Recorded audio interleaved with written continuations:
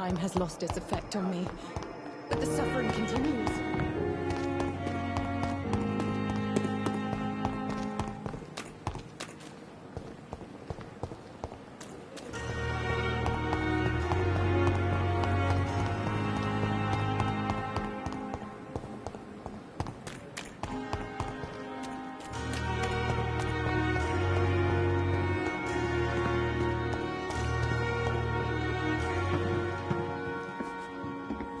Good evening. Please show me what you have to sell. Of course. It's just trinkets and curios, really. But I'm sure that...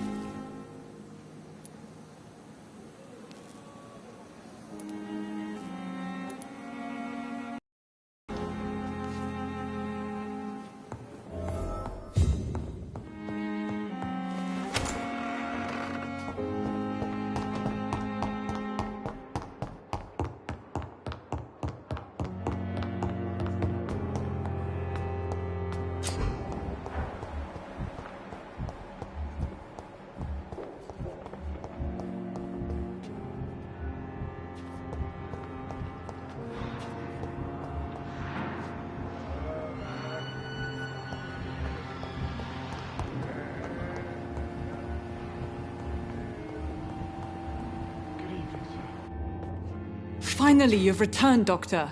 Did you find anything of value? Yes, nurse. You've worked your first miracle, Doctor. Now, this patient here needs immediate treatment. Duty calls.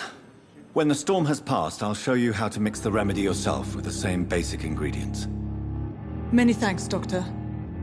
When you've finished, you ought to report to Dr. Swansea in his office. He's been looking for you. Seemed pressing.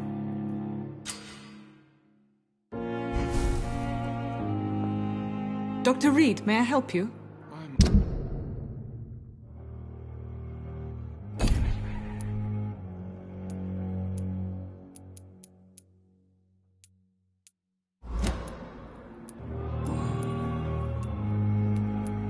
What can you tell me about the epidemic, Nurse Crane? I've been out of touch since I've come back to England. Everyday folk don't know how bad it is. The papers certainly won't tell them. Not as long as the war is raging on, anyway.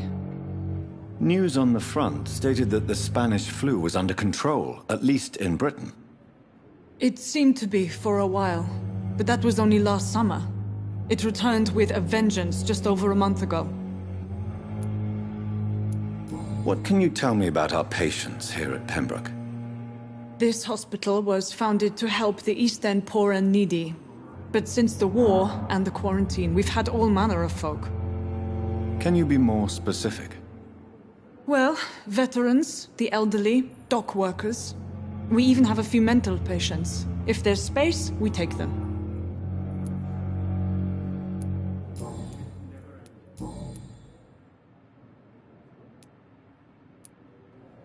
For how long have you been working here, Nurse Crane?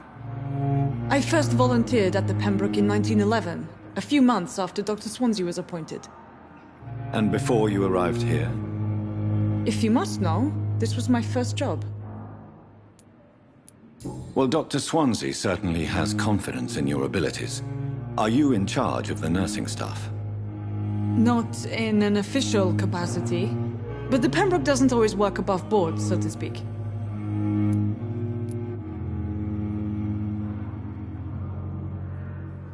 What about medical protocols?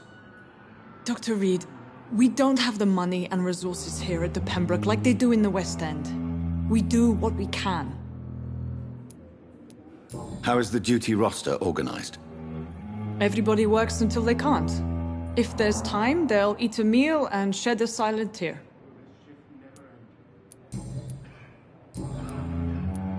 I'll see you later, Nurse Crane.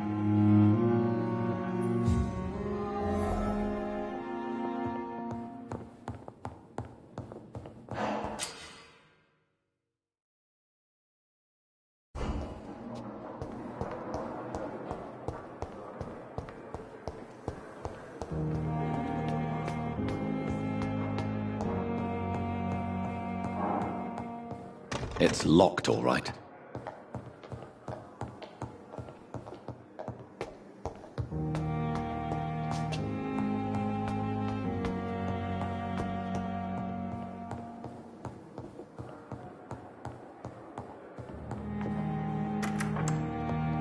Please, Jonathan, come in. Fascinating, is it not? In the last decade, so many mysteries have been brought to light with our microscopes. The human body, biology's penultimate frontier. The more we explore its boundaries, the less we're able to trace a clear line between life and death.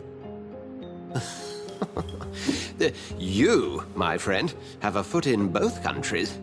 The view must be vertiginous. It's at least as vertiginous as chatting about vampires with you, I would say. This must be all so new to you. This area of town, the hospital, a brand new life. How stimulating it must be. I wish I could share your enthusiasm, Dr. Swansea, but my condition defies scientific categorization. Undead? Unalive? Immortality defies logic. I cannot express my thrill at this serendipitous turn of events. The world's most eminent specialist in blood transfusions, a vampire. One might say a gift from heaven.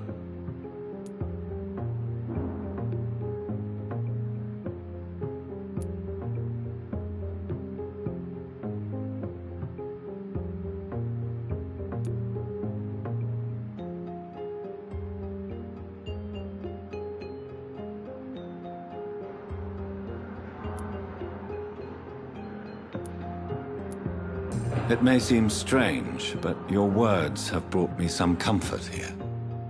Forgive me. I've been an admirer of your work for a long time, and now you are so much more than a brilliant physician. And please, call me Edgar.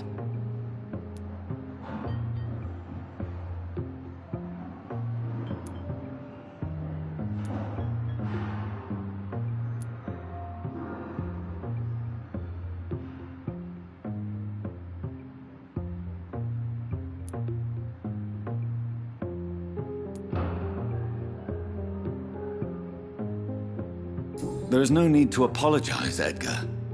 You offered me sanctuary when I had none. Very well. I have a task for you, Jonathan.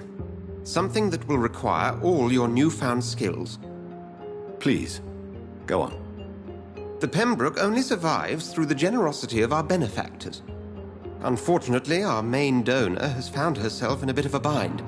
Now, if you could help her out... A spokesman or politician is what you need.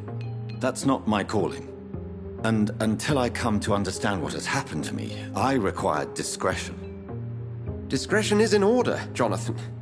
Lady Ashbury has recently received rather indelicate correspondence that, if revealed, would jeopardize her position. And you would like me to eradicate this threat? By the stole, of course not. I would just like you to pay her a visit. Her ladyship is certainly near the tents outside, tending the sick. You can't miss her. Look for someone impossibly delicate. Accepted. I'll see what kind of trouble Lady Ashbury is in.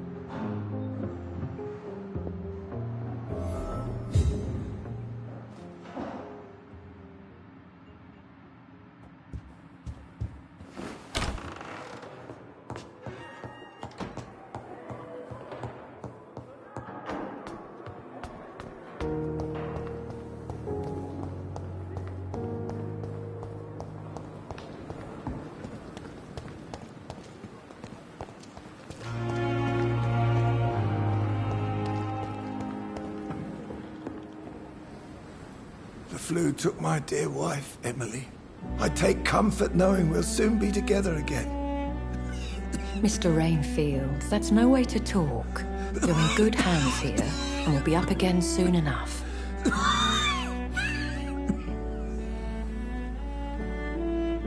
Now do me a kindness and get some sleep. I'll be back round later. Your words are kind, the blessings of an angel. You're the sweet, sweet Lady of Mercy.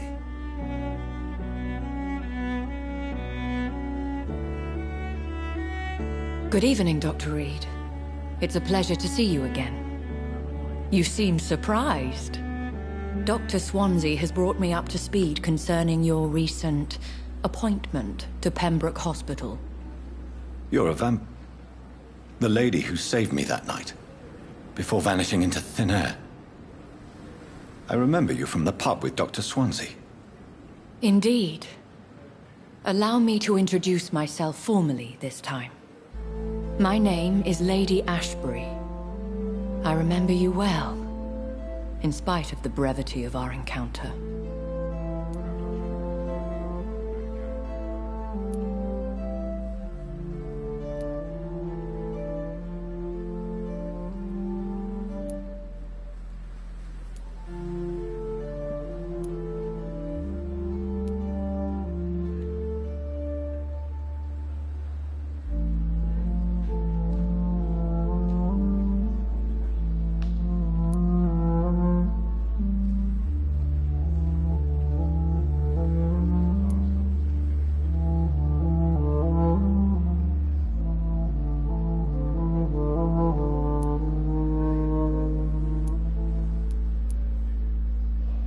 So it seems our Dr. Swansea does indeed have a fascination for creatures of our constitution. Dr. Swansea is a remarkable man. Dedicated, one might say, obstinate? He spent years compiling our bestiary. I hope you're more disposed to answer my questions now. You must have countless questions, but our rather urgent matter first. He has explained. My cover, if you prefer, has been compromised.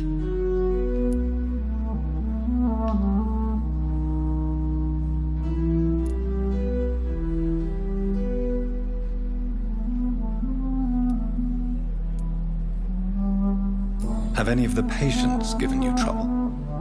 These poor souls have so little left to live for. I do my best to ease their pain.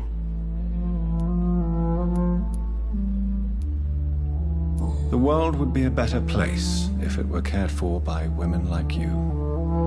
You make me blush. I am simply a necessary evil. Pardon my boldness, Your Ladyship, but I have questions concerning this condition we share. As a newborn, your hunger for answers is rivaled only by your thirst for blood. But the questions need wait. I'm a scientist. My trade is in the deciphering of mysteries, and I need information to feed my mind. I will gladly answer every question you have, but first, prove yourself capable of resolving my predicament without eating the culprit.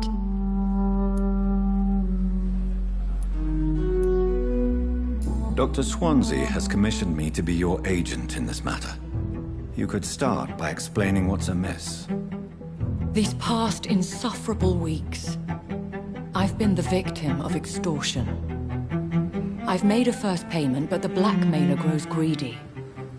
I must refuse his most recent demands.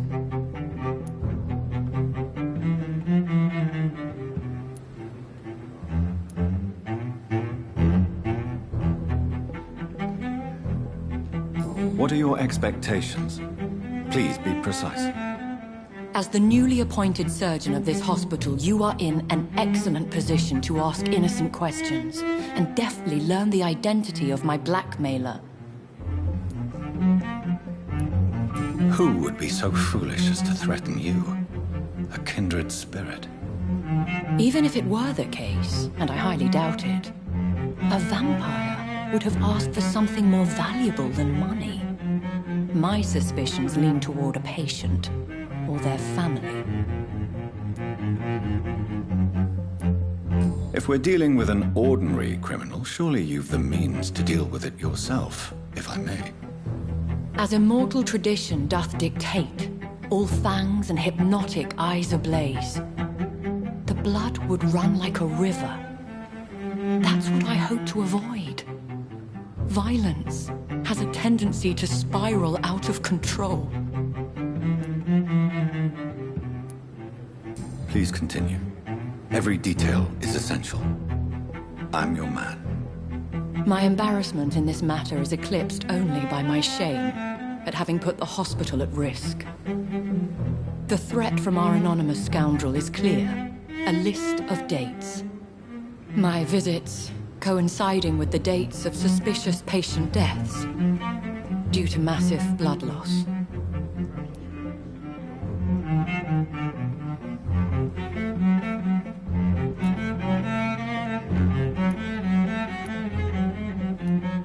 I'll take care of it. Do you know where I should start?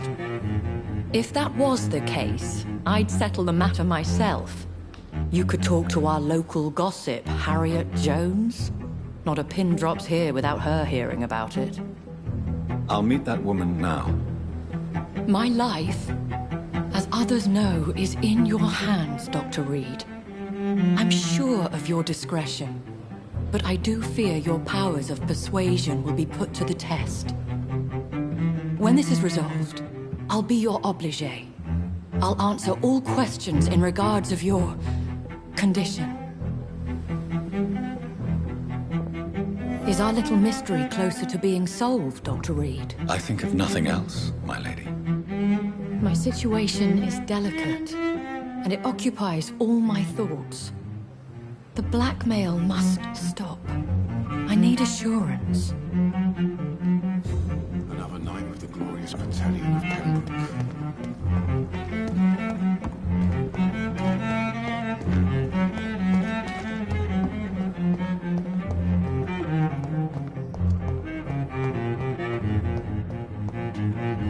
No decency. Hello again, Dr. Reed. I feel better already. Can I go soon? Goodbye, mister.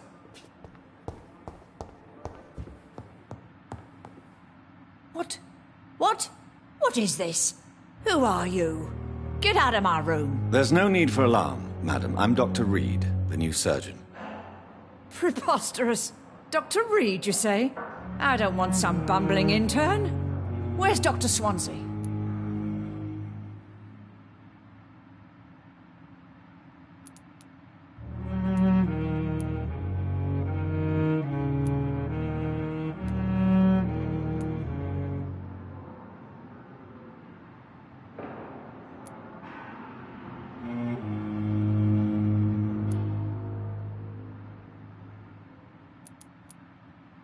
Dr. Swansea is quite busy, and I need you to help me get acclimated. I have many questions.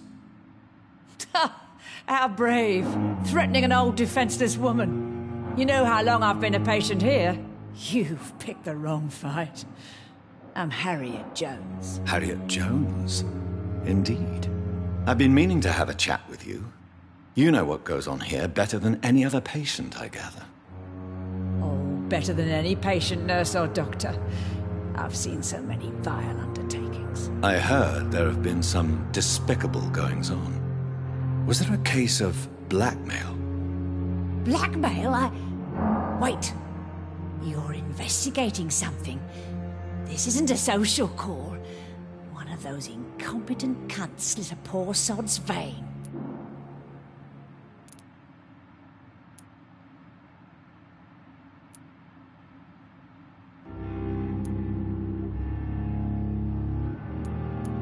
You seem to know more about the goings-on here than anyone else. Beware, Miss Jones, in case suspicion should fall on you. That's it. Blame the old and infirm. I see those little bitches' greedy little eyes. Just waiting for me to pop off, they are. If I didn't know better, Miss Jones, I'd be inclined to say you enjoy this type of idle gossip. God's honest truth, Doctor. It's just the way it is here. Most of these bitches would let you freeze to death before getting you a blanket. I assure you, madam, this is not an investigation into a possible medical error. Debauchery, then? Nurses Crane, Hawkins, Brannigans, whores, all of them. They can't keep their legs shut. I've seen them scratching slutty sores. Really? Well, if you have irrefutable proof, I'll not have the staff behaving in such a manner here. This is your business, Doctor, not mine. But I swear one of the nurses is cavorting with some man on hospital hours. Thank you for your time, Miss Jones. You've given me something to go on. See you on the next round.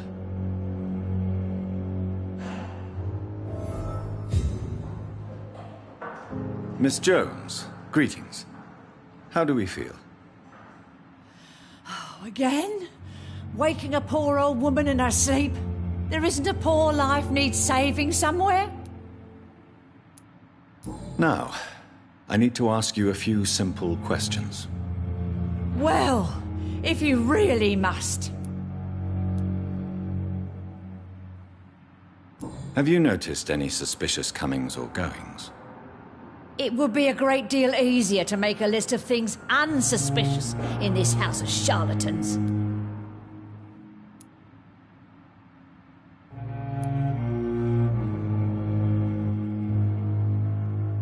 Everyone here is very capable. I have not seen any instances of unprofessionalism. Thieves and murderers, the lot. People have gone missing here, you know. Poof, without a trace. Come now, Miss Jones. Surely it's not that bad. Have you no eyes? This hospital accepts all manner of souls, regardless of origin. The proper sick cannot heal. We're kept sickened by the refugees. If you could just tell me why you were admitted. It's terrible, Doctor. What with a pain in my chest, coughing up blood, and I get awfully tired. Wouldn't be so bad if I hadn't lost my house and all. I see. No one comes to visit, you know. Not even my own flesh and blood. I'll come and visit you shortly. Good night, Miss Jones.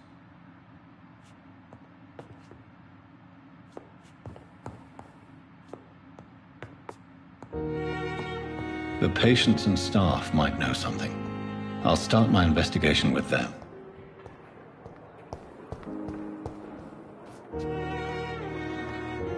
Good evening, Nurse Hawkins. Good evening, Dr. Reed.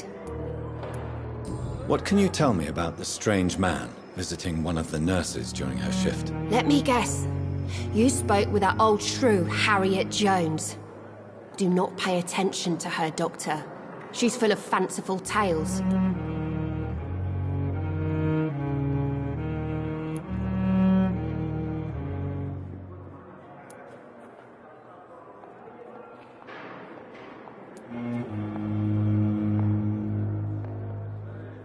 She could have been telling the truth about the mysterious man. That old witch will end up in hell soon enough. Who cares if a nurse finds some happiness where she can? No matter how you feel about her, Miss Jones deserves our help. Who says I don't care for her? Hate is what keeps that old crone alive.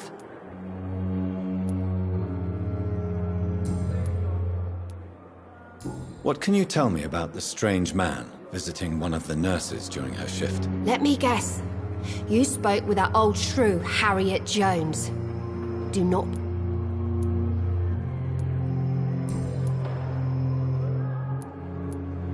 Goodbye, Nurse Hawkins.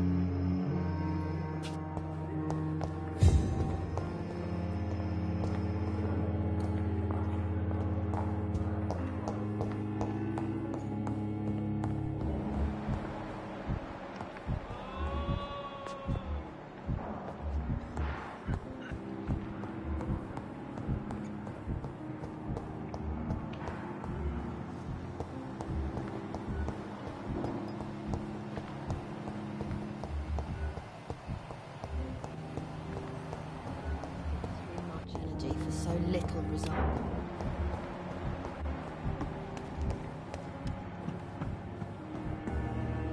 Good evening, Nurse Brannigan. Good evening, Doctor.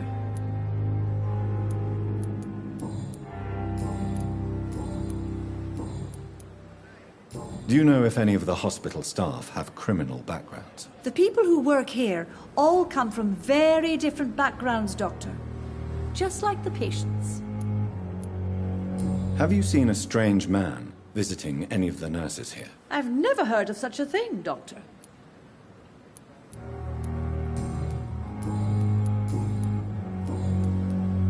Have you seen a strange man visiting any of the nurses here? I've never heard... Goodbye, nurse.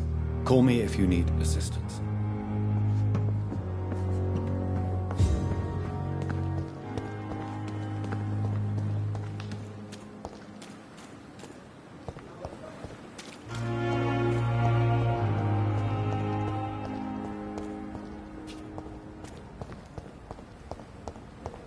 What must I do?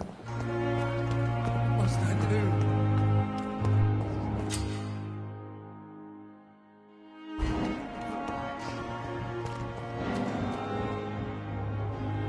You're sure you don't come back with me? Nah, I have to see someone at the hospital. Be careful. You look so bad they may keep you as a patient. Fuck 'em. I don't like hospitals or doctors. Well then, when you go back to Whitechapel, you may find this useful. What is it? A pass for a free medical exam by the best nurse available. Just read it. I don't read well, but thank you, I guess.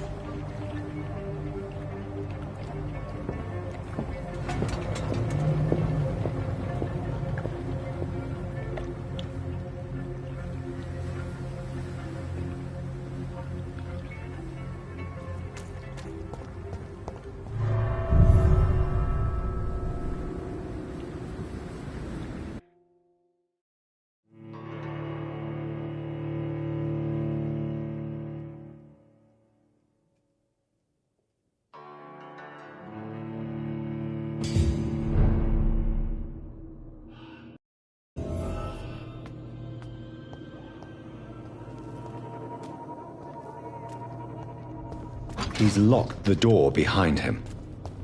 I need to find another way to follow him.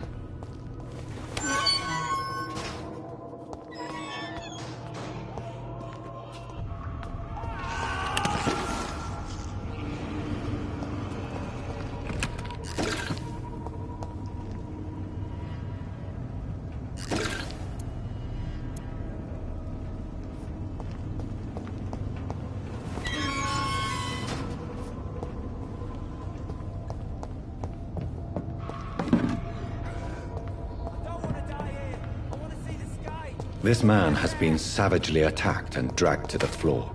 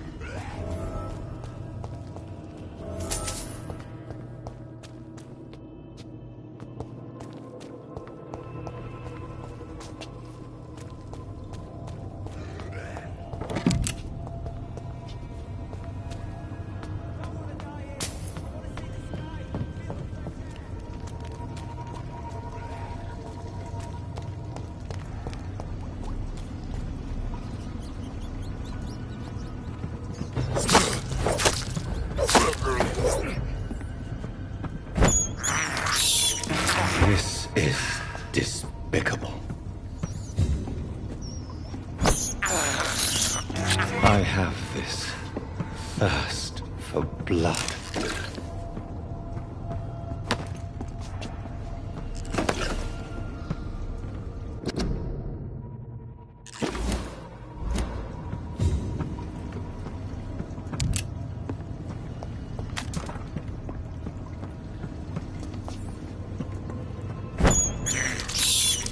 This is despicable.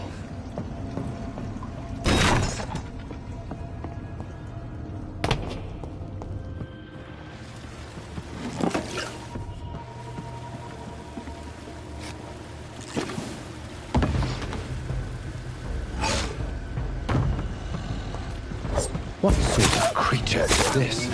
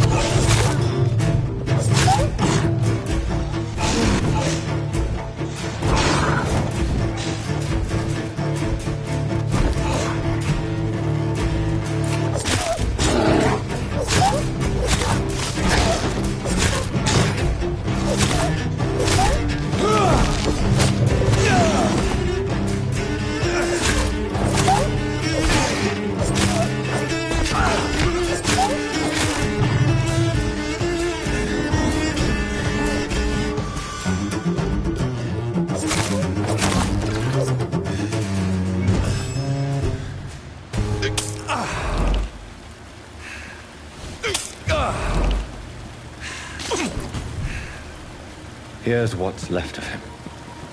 Not a lot to check, but I should anyway.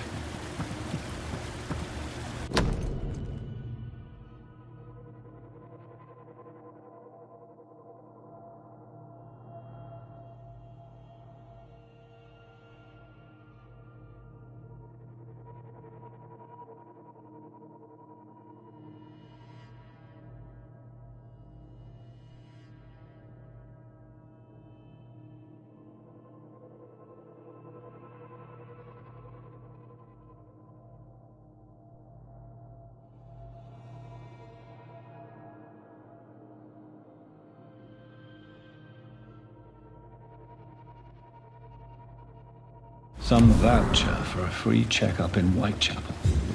What is Nurse Crane up to? I really must find her.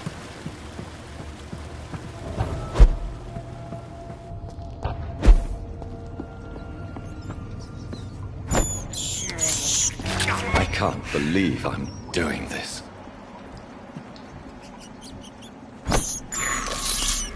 This is despicable.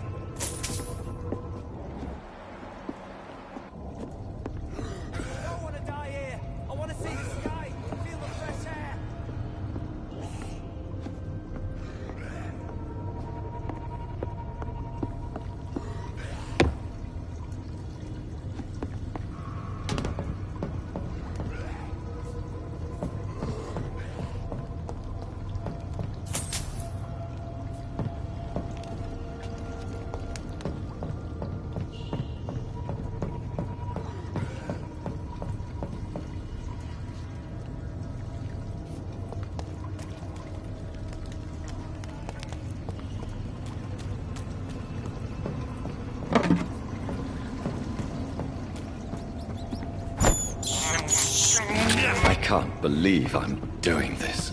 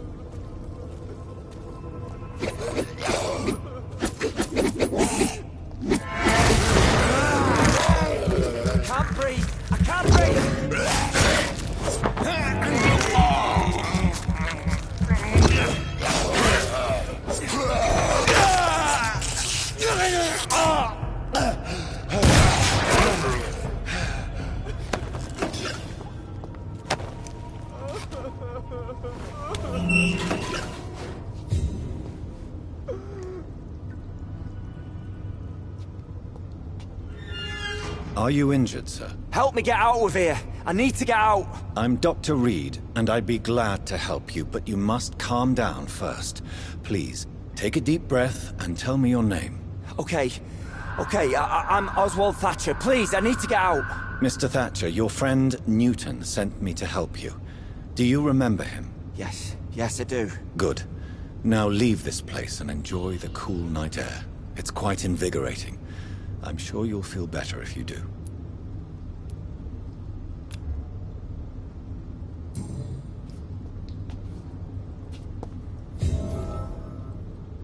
Are you sure you're all right, sir? Yes.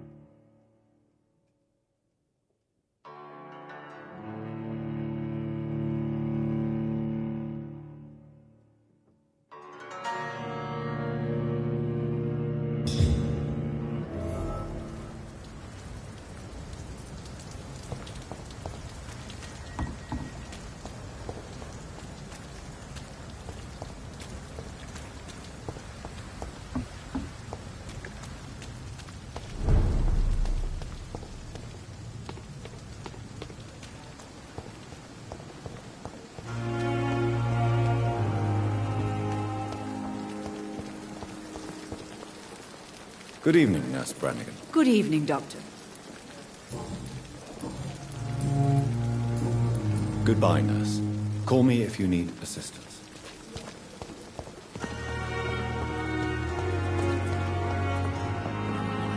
That was fast. I'm afraid the trail of breadcrumbs leads beyond the hospital premises.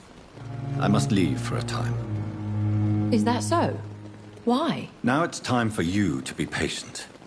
It would seem that your blackmailer is part of a more complex machination whose root is in Whitechapel.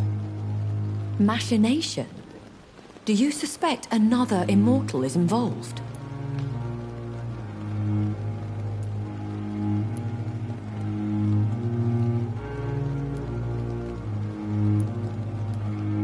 I have no idea, but I'm certain to know more when I return from Whitechapel.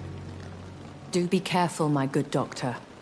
When immortals are involved, the stakes tend to escalate quickly. I'll return with case solved or carried on my shield.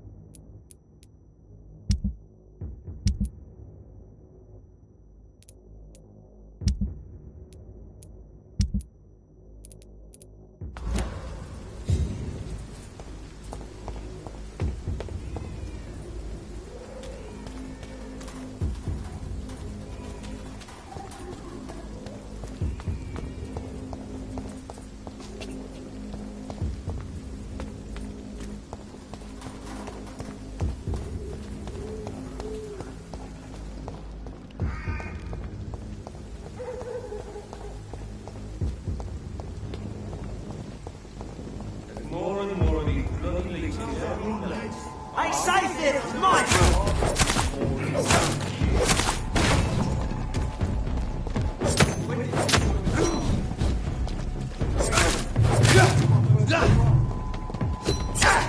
Die, vermin! We have to stop it! I'll send you back in a fucking grave! Yeah!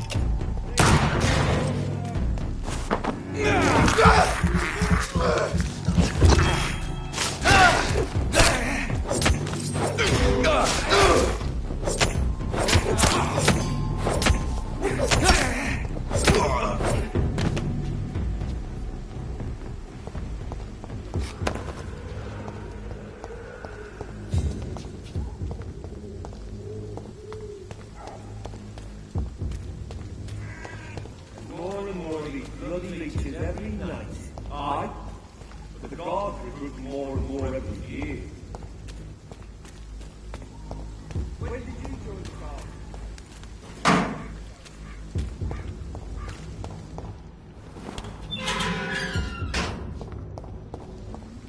Whitechapel. This neighborhood is linked somehow to the kind Lady Ashbury's blackmail. First, let's find this Petrescu fellow.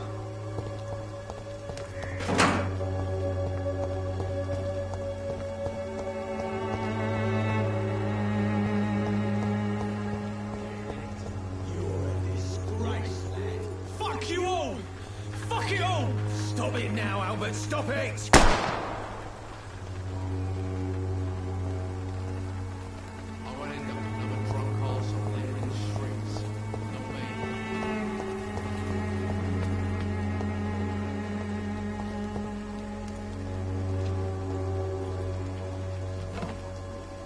What? Shooting a boy in the middle of the street.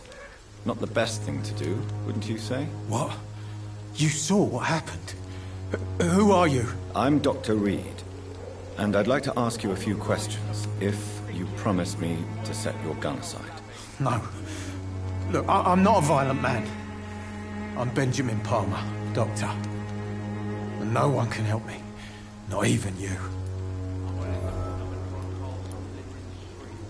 Do you know Nurse Dorothy Crane from the Pembroke Hospital? Have you heard anything? It's funny, I've been searching for her too. I need some pills. But the woman is a phantom, if you ask me. Really? And why is that?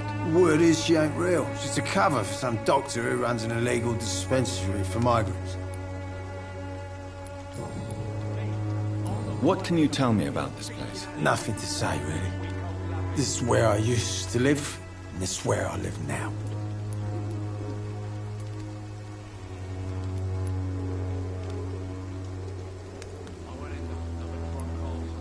You don't have anywhere to go? No family that would welcome you? Not since the death of my wife, Albert's mother. She was sick, you see. Long before the flu and all this shit. You mean you used to have a better life? Yeah, I had a wife, a home, and a job. I even used to have a name. And now I'm just Ben. Ben the Trap.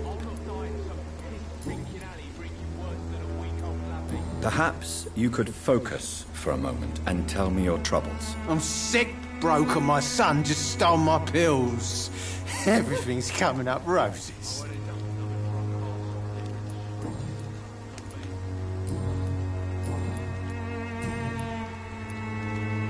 Whatever the boy did, I'm sure he didn't deserve a public execution. I swear I didn't want to hit him. It's just that I'm sick in the head, you see, and the boy just frayed me last nerve.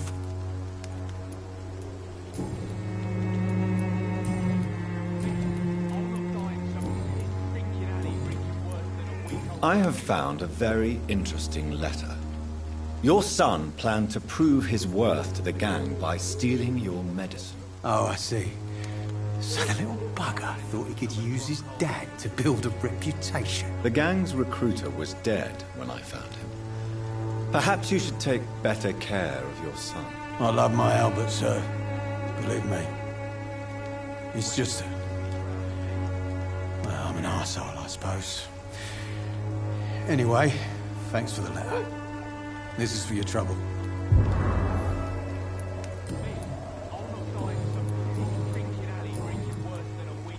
A gun, alcohol, and a bad temper make a terrible cocktail, sir. Goodbye for now. I won't end up another drunk arsehole littering the streets. Not me. Are you all right? The bastard hit the wall next to me. I don't even know if he meant to miss. If you've been hurt, I can help you. I'm a doctor. Name's Albert. Remember it. Now bugger off. Do you know Nurse Dorothy Crane from the Pembroke Hospital? If you know anything about her, I'd appreciate it. Never heard of her. She's pretty, I'll keep an eye out. What happened? Did you really steal that man's medication? Hey, I didn't do anything, it ain't me.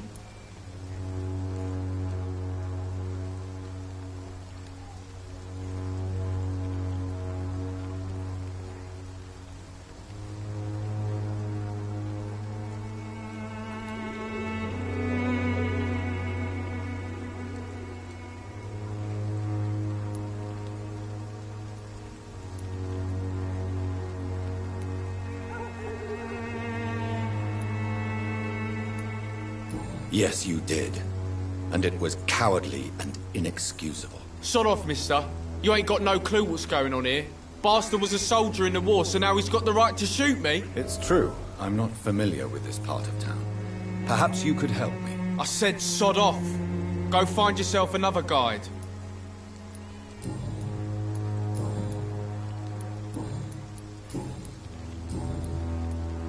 Goodbye, young man. The wet boots will be proud of me.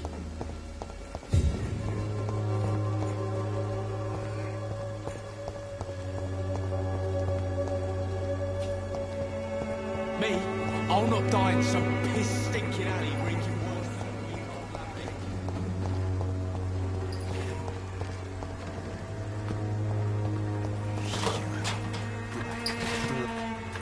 me. Good evening, Benjamin.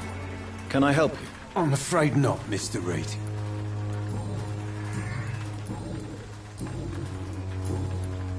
What is it, Benjamin? It was the war, wasn't it? Your nerves are shot, aren't they? I need some answers, Private. From one soldier to another. The doctors called me a liar. A coward. Put me in a straitjacket, locked me up. Finally, they sent me back to the front lines with a handful of tablets.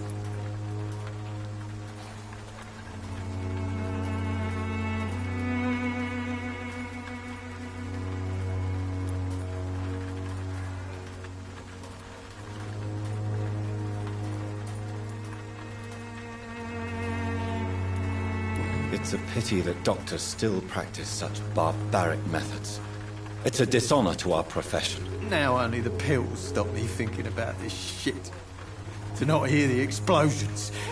I'm even scared of the dark these days.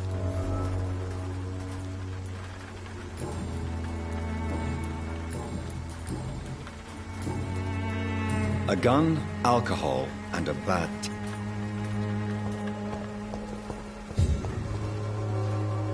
Good evening, miss. Good evening, sir. Are you interested in a miraculous cure for this unknown and deadly epidemic? Actually, I am. Then you have come to the right place. The famous Swanborough cordial is all you need to help keep you in perfect health. Oh, really? Why didn't I hear about it during my studies? I'm Jonathan Reed, by the way. Dr. Jonathan Reed. Ah, my brother has spoken of your research, sir. I'm Loretta Swanborough, and it's always a pleasure to meet a fellow healer. Do you know Nurse Dorothy Crane from the Pembroke Hospital? I'd like to know more about her. I don't like to talk about competition. Competition, you say? Never met her, but it seems she provides some sort of medical care to the poor. The whole thing has to be some sort of scam, if you ask me. Tell me, who intrigues you most in Whitechapel? The region itself is something to see, but I would say Camellia the mute florist who gives away her flowers.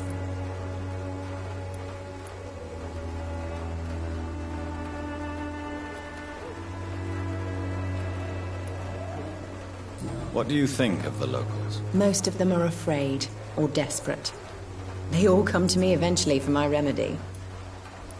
Is there anyone I should avoid? Cadogan Bates, without a doubt. The bloody bastard remorselessly exploits poor migrants as soon as they get here.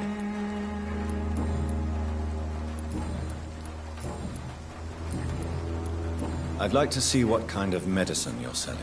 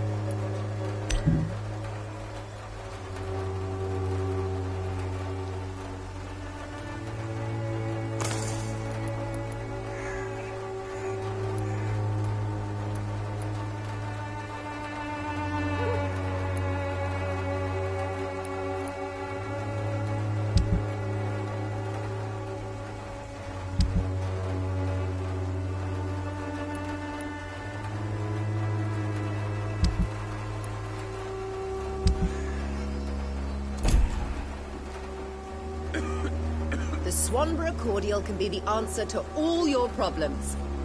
As long as you have the money. The scum turned criminal. It's a shame. Good evening, Benjamin. Can I help you? I'm afraid not, Mr. Reed.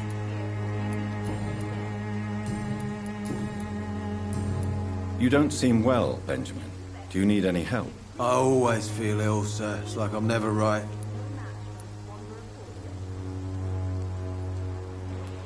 I will see you later. A gun, I'll... Swanborough cordial can be the answer to all your problems. As long as you have the money.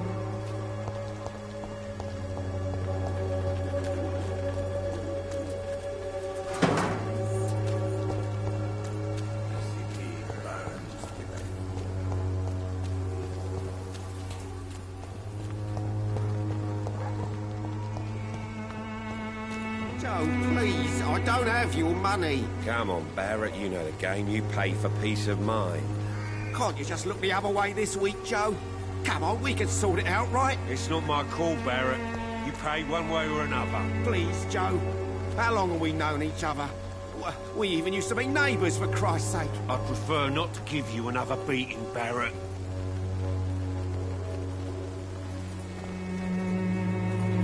Welcome, sir. Please, take a browse of my wares. I am Dr. Reed. I would like to ask you a few questions, if you don't mind. Doctor? Interesting. I'm Barrett Lewis. Usually I don't have time to waste with talk, but at this hour of the night I can hardly refuse. Have you heard of a nurse called Dorothy Crane? Nurse Crane? So the bitch really is a nurse, then? Always thought she was just some crafty foreigner, that one.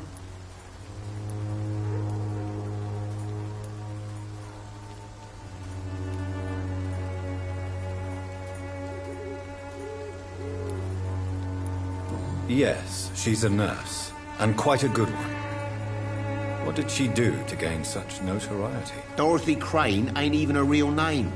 Something like Dorothea Craniu. Something like that. Came to England fleeing the war, I was told. That doesn't explain why she irritates you so much. Your precious Nurse Crane gives away medical supplies and prescriptions for free. I offered to sell it for a fair cut, but no. Miss Crane wanted to play the quiet saint.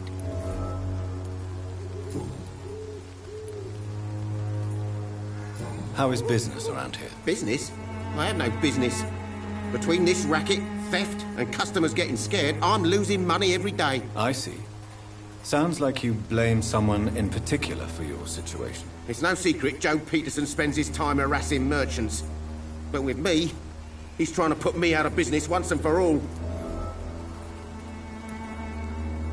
As a merchant, you see Whitechapel every day.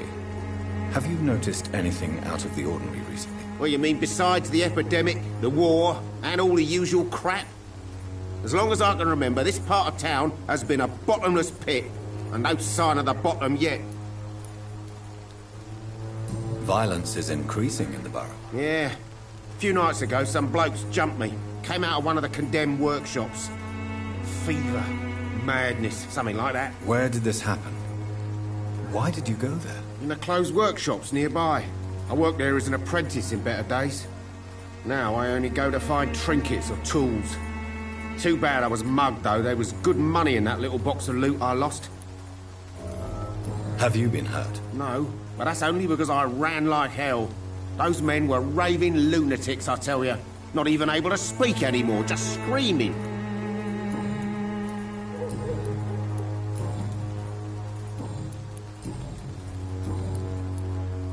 Right then. Show me what you have.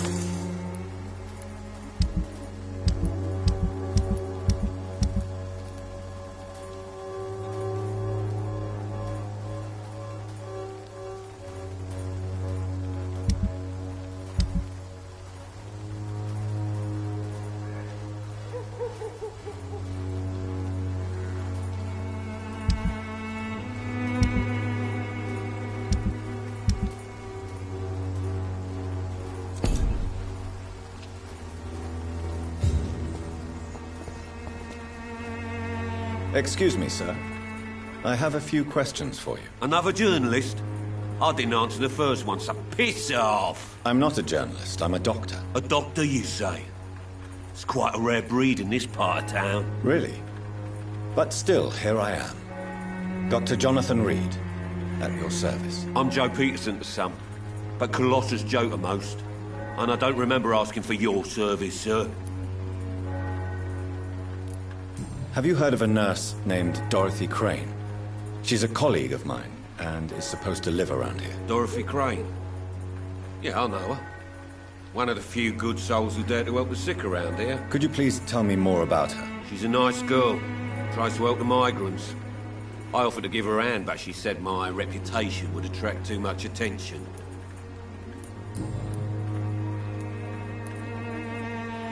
May I ask what you do around here? I do whatever I want, and sometimes even more. Now sod off. According to you, physicians are scarce in this part of town. Why is that? Not familiar with this neighborhood, are you? I guess your fancy colleagues are too afraid of being stabbed in the back. This part of town does have quite a reputation. Would you say it's justified? Totally. Look at me, for instance. I always look my opponent in the eye before knocking him out. How did you become the local bully everyone is afraid of, Joe? There's no pride in roughing up poor bastards. But this is the only job I've found. And it pays well, too. A job? So you're racketeering for someone else? I got enlisted by the Wet Boot Boys, a gang from the docks. I'm their muscle for their dirty work.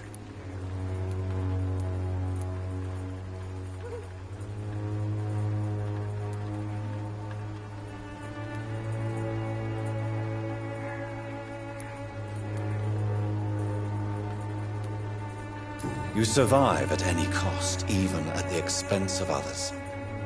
Perhaps that's just the law of nature. I don't care what you think, sir. I do what I have to do for my own reasons, and that's that. I'm not sure Mr. Lewis would agree with your by all means necessary philosophy, sir. Oh, do you really think he's the poor victim here? Barrett can be as sneaky as anyone. Long ago, I even called the bastard my best friend.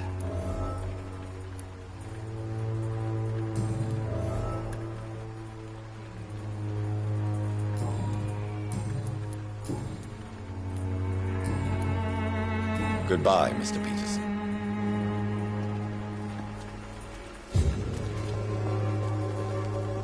Fancy buying something, sir? You never lose your focus, do you?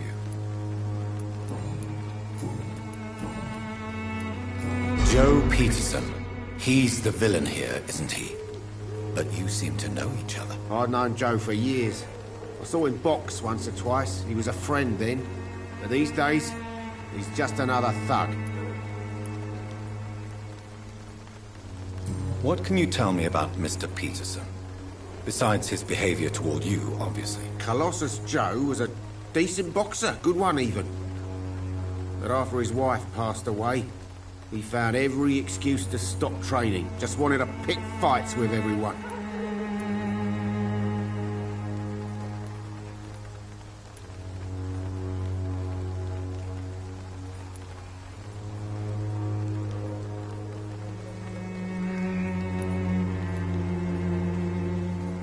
It's never easy to find a new path in life, especially after the loss of a loved one. But crime is certainly not the best option. We've all had some rough times, ain't we? But most of us don't use our fists to see us through.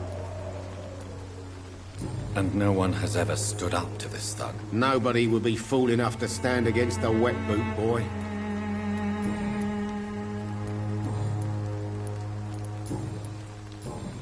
Goodbye for now, Mr. Lewis.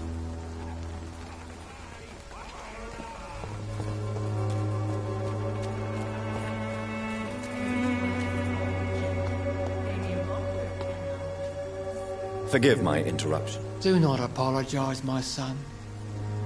Father Tobias Whitaker is always happy to teach mortals about the incoming Armageddon. I am Dr. Jonathan Reed, and I just have a few questions. A scientist? You are much more lost than I thought, my son. Do you know Nurse Dorothy Crane from the Pembroke Hospital? I'd like to know more about her. I don't like the liberal ideas of nurses, but I especially abhor that Nurse Crane you mentioned.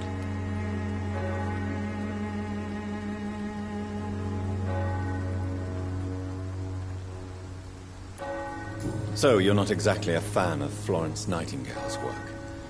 But nurses are essential for modern healthcare. Nuns should be the only women allowed to take care of male patients. It's obvious only they have the necessary moral fibre. Why do you hate Nurse Crane more than other nurses? Before coming to London, she was a member of the communist resistance in our country. That's what happens when you let a woman get involved in politics.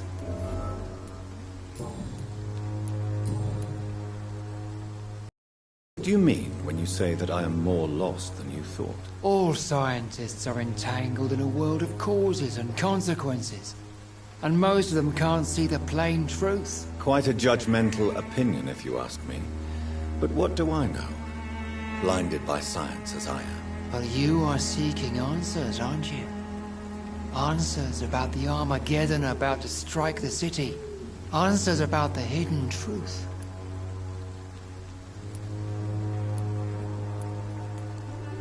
I am. But the answers I seek are based on facts, not superstition. What do you mean when you say that I am more lost? Quite a job. You? Well, I suppose I can spare a few minutes listening to your so-called truth. As a doctor, you must be aware of the decimating epidemic. But let me tell you that this so-called Spanish flu is just the beginning of the end. What do you mean? The beast is finally revealing itself, corrupting the flesh and the heart of men. With my own eyes I have seen them, those minions from the abyss. I have heard enough. Goodbye. Good evening, Mr. Whitaker. It's Father Whitaker, my son. So, are you still lost in your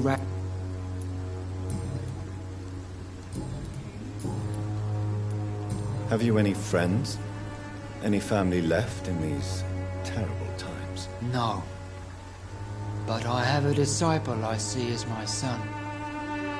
He is so devoted.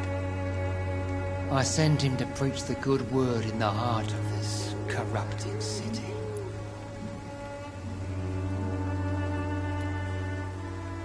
Where did you send him?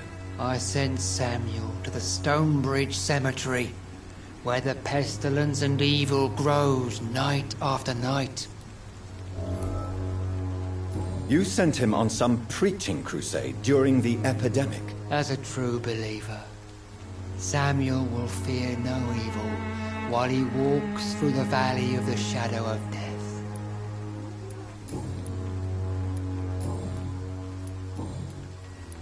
What do you mean when you say that I am more lost than you thought? All scientists are entangled in a world of causes and consequences, and most of them can't see the plain truth. Quite a judgmental opinion, if you ask me. But what do I know? Blinded by science as I am. But you are seeking answers, aren't you? Answers about the Armageddon about to strike the city. Answers about the hidden truth. Well, I suppose I can spare a few minutes listening to your so-called truth. As a doctor, you must be aware of the decimating epidemic. But let me tell you that this so-called Spanish flu is just the beginning of the end. What do you mean? The beast is finally revealing itself, corrupting the flesh and the heart of men. With my own eyes I have seen them, those minions from the abyss. Really? And what would be your answer to this biblical threat? We must fight the disease before this legion outnumbers us. But not with scalpels and microscopes. No. What is left then? Cleansing fire. Tell me, Tobias, what exactly is your plan concerning the cleansing of this city? God will recognize his own. More than once this city has risen from the ashes, hardened and purified by the flames.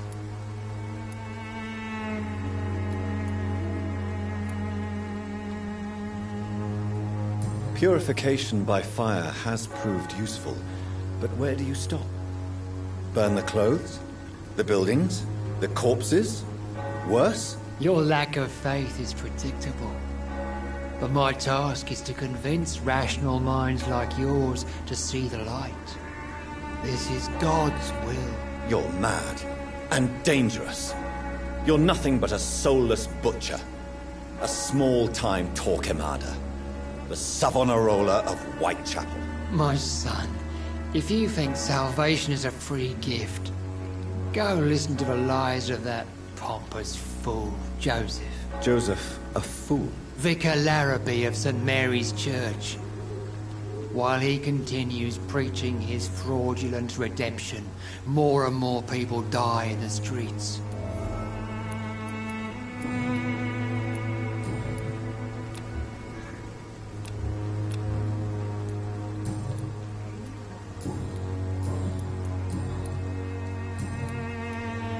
I have had enough for tonight. Goodbye.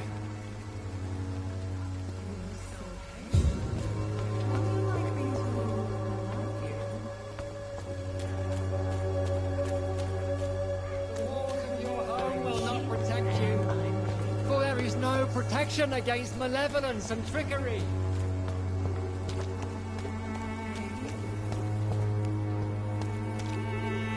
Excuse me, sir. Are you familiar with this part of town? Name's Clayton Darby, reporter. Sorry, I'm new to Whitechapel. But perhaps you could help me since you're a journalist. My name is Jonathan Reed. Dr. Reed, the famous surgeon. I'll gladly help if I'm able, sir.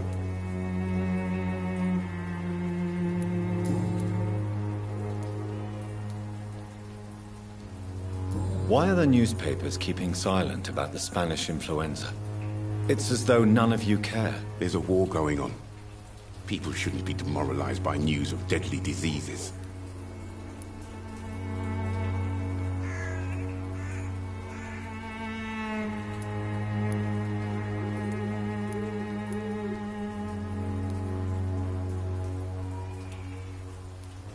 It's a disgrace. People are left to die alone. No one is properly informed of the risks. These are bad times indeed. So much for the glorious British Empire.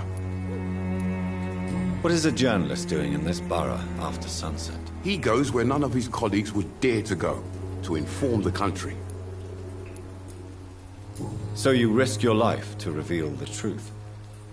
I saw many reporters do the same during the war. Whitechapel is the crucible of so many untold stories and tragedies.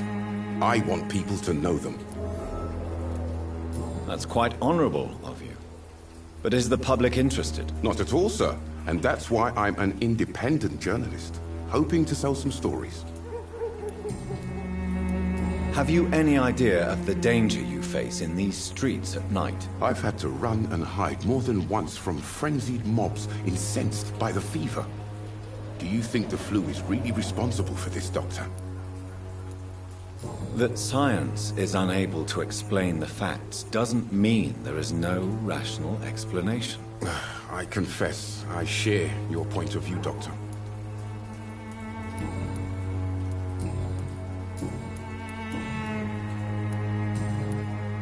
Goodbye, Mr. Darby. Farewell.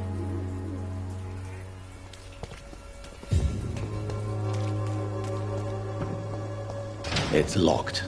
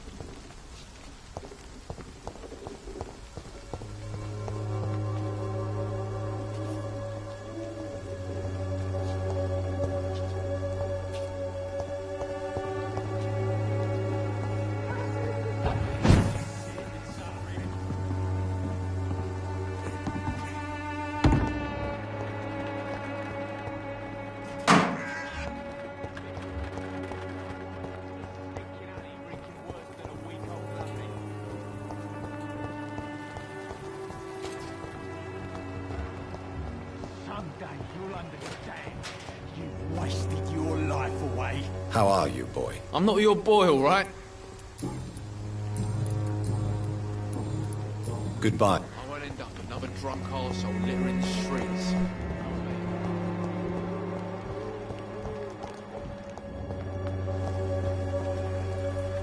Good evening, Benjamin. I'm afraid... A gun, I'll... Good evening.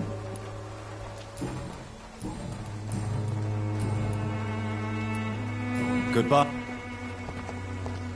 The Swanborough cordial can be the answer to all your problems, as long as you have the money.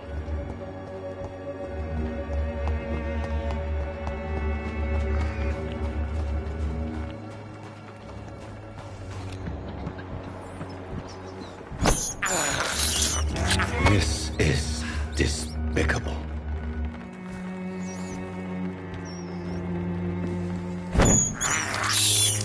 I have this thirst for blood. I won't end up another drunk arsehole littering the streets. Not me.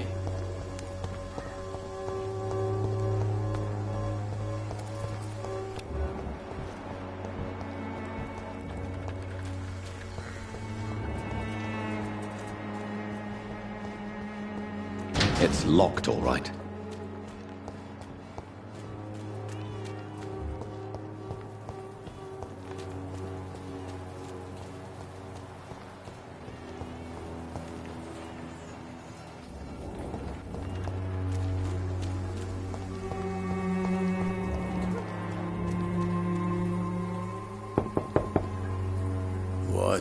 What do you want?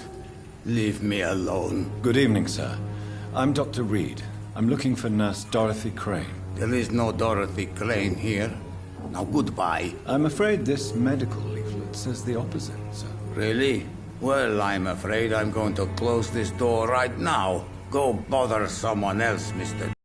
To enter that house, I must discover who this man really is. Maybe I could start by observing what he's up to. I must insist, sir. Please let me see Nurse Crane. I have no time for you, sir.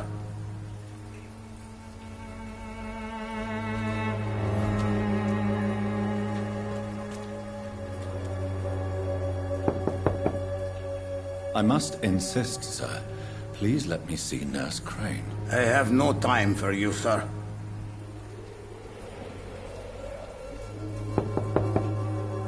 I must insist, sir. I have no...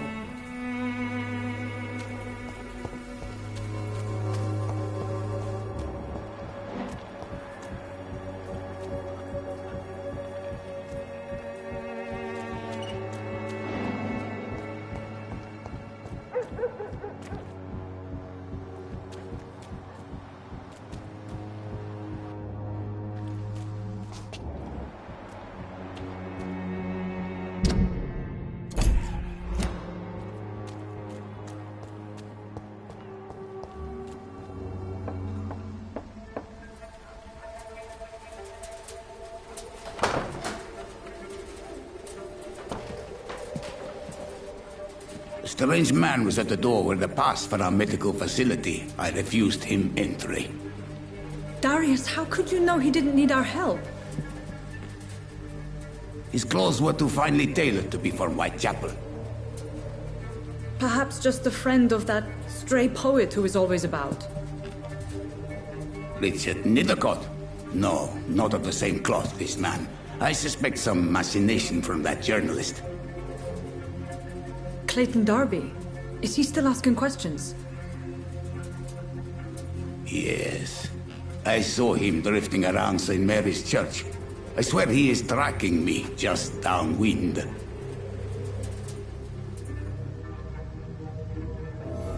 I cannot enter. I must talk to that journalist or the poet. They must know about Darius. Nearby the church they just mentioned.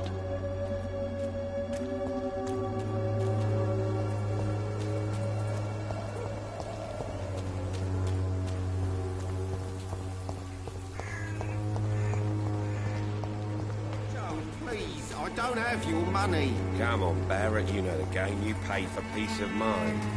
Can't you just look the other way this week, Joe? Come on, we can sort it out, right? It's not my call, Barrett. You paid one way or another. Please, Joe.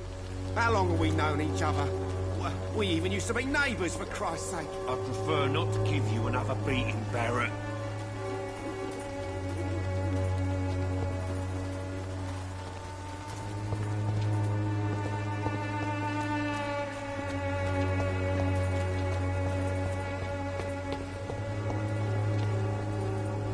Good evening, Mr. It's Father Whitaker, my son. So, are you still lost in your rational delusions?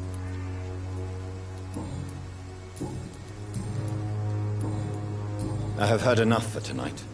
Goodbye.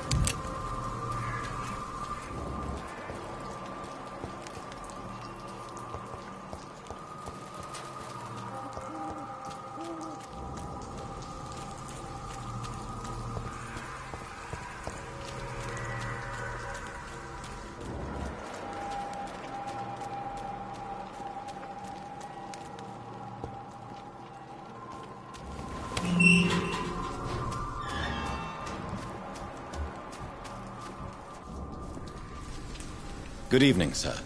I'm Dr. Reed. I would like to ask you a few questions. Please be my guest. Although I may not be the best informant regarding this part of town, my words speak about that which the eyes cannot see. Really? Are you an artist of some kind? I'm a poet, sir. Richard Nethercott, at your service. May I ask what you're doing at this hour of night, sir? Do you live here? Not at all. I'm just enjoying the pleasure of a quiet walk. Though night talks are always preferable, if you ask me. Especially with strangers.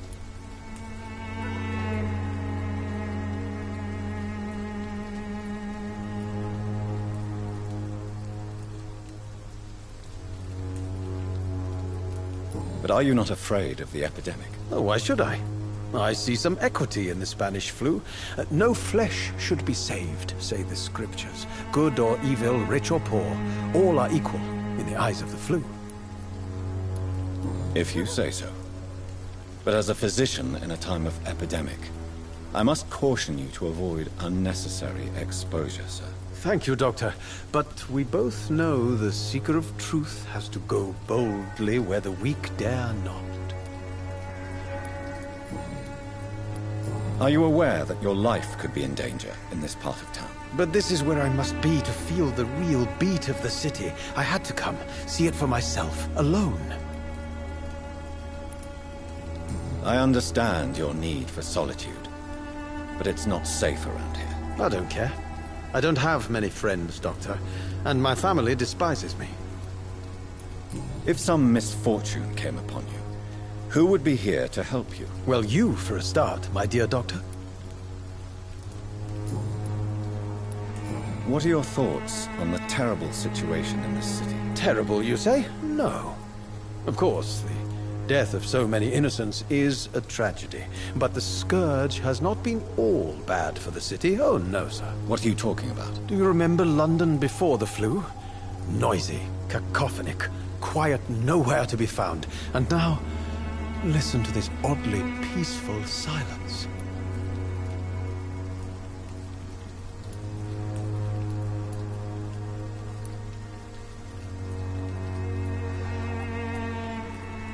Yes.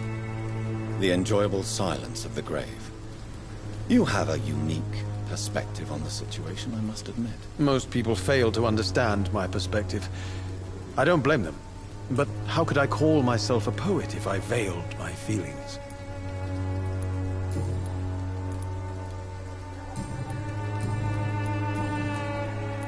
Tell me, Mr. Nethercott, why seek inspiration in Whitechapel? The place is not beautiful per se, but how to explain it? Stirring and challenging. Do you not think it a little morbid? On the contrary, sir. Whitechapel is full of life, full of beauty.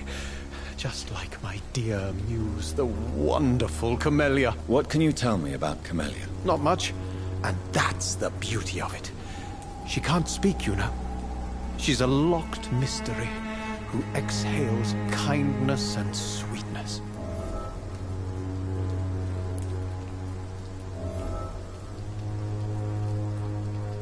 Perhaps you're just afraid to find out the truth about your muse. One day, perhaps, I'll ask her to come with me. But will she still be my wild flower of Whitechapel if she moves uptown? And have you ever tried to learn more about her? Where she lives, how she survives, whom she may know? Maybe I prefer she remains an enigma. Reality can be so dull, don't you think?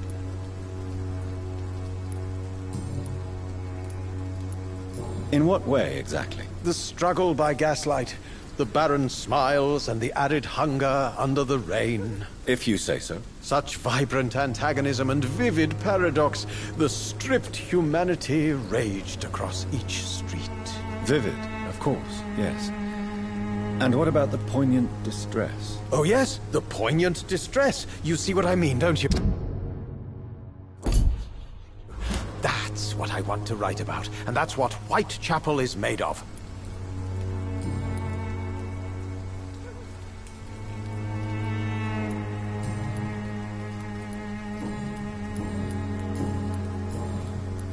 May I ask you a few questions about the district? Extraordinary part of town, is it not? I'll be glad to help you, if I can. I'm looking for Dorothy Crane, a nurse who lives in this vicinity. Dorothy Crane. Oh, I love the name. The Crane of Whitechapel. Sounds very mysterious. But, sorry, no, never heard of her. What can you tell me about an old man called Darius? Darius Petrescu? Yes, I know him. At first, I thought he was only a small publisher. I invited him to publish my work, but his reaction was pretty clear. Not interested in your talent? Darius is an old political activist who takes delight in printing tracts and lampoons. Those communist activities only require mediocre writing skills.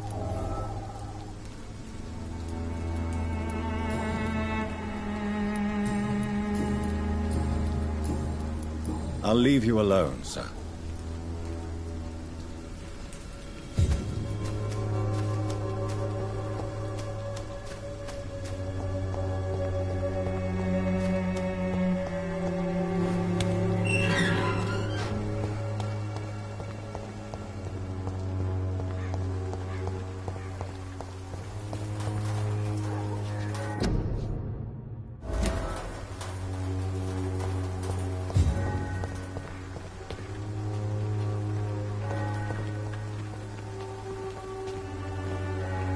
Good evening, miss. To read. I'd like to ask you a few questions. I know what you're thinking. A tall stranger who meets a girl in the street at night. It reeks of the penny dreadfuls. But I mean you no harm, truly.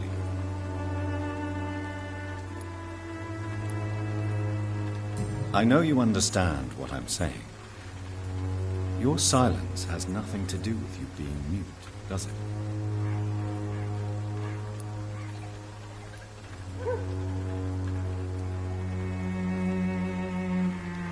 Melia, I know you work for Dorothy Crane.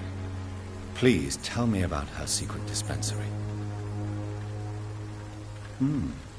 A stubborn and mute comrade. Nurse Crane and Darius Petrescu have been clever. Tell me about Richard Nethercott. I understand he is quite fond of you, Camellia.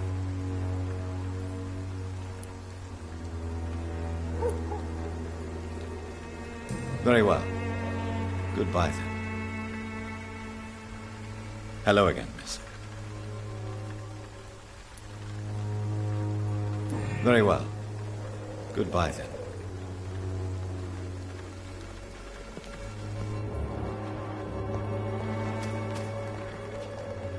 Hello again, miss. Very well.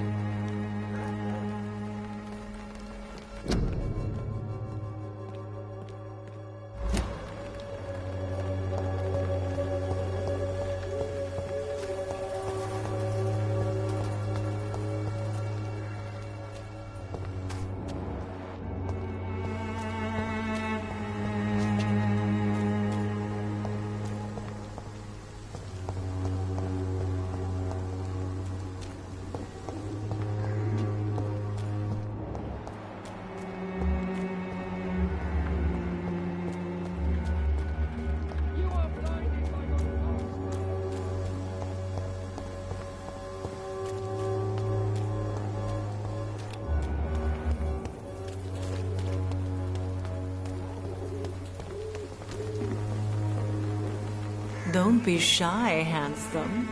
What can Christina do for you? I'm not looking for what you're selling. But I'd like to ask you a few questions, if I may. I'm a doctor. Dr. Reed. All right then, but be quick. Though I usually get paid when I open my mouth. Do you know Nurse Dorothy Crane from the Pembroke Hospital?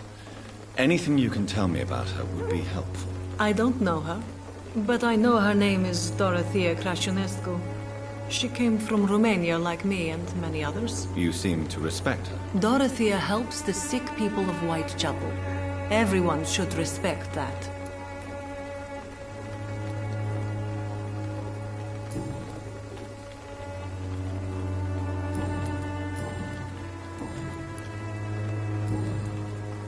Christina, have you been examined? The epidemic is spreading fast in London, and you could be exposed. Or expose others. I don't like doctors or hospitals, but I don't like you asking questions. Considering your line of work, I assure you it is only a matter of time before you have health issues. If it is going to happen, it will happen. Right now, I need money. That's what's important.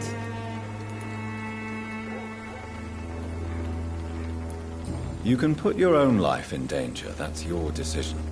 But what about your clients? If you're contaminated, you will put them in danger too. And you think that would worry me? If you knew the men I deal with, their health would not be what you'd worry about. Clayton Darby claims he will expose the crisis in Whitechapel to all of London. Do you believe him?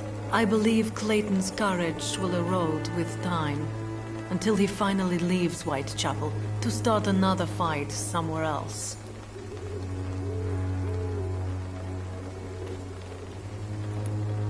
Why this skepticism? How can you speak about starvation if you've never been hungry?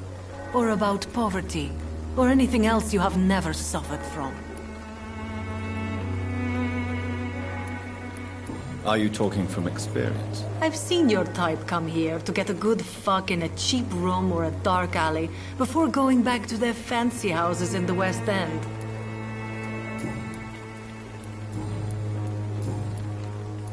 Tell me about yourself. Are you joking with me? People don't usually come to see me for conversation. I have no interest in your work. I am, however, curious as to what led you into this career. Short story. The war, exile, and England. This country is not especially welcoming. I've been refused many jobs because of where I am from. I had few options left.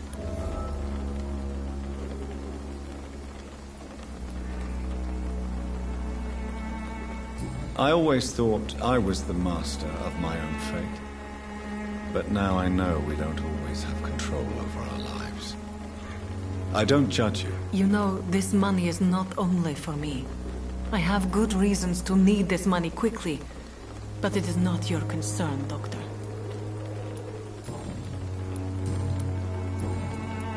Goodbye, miss. Take care of yourself as best you can.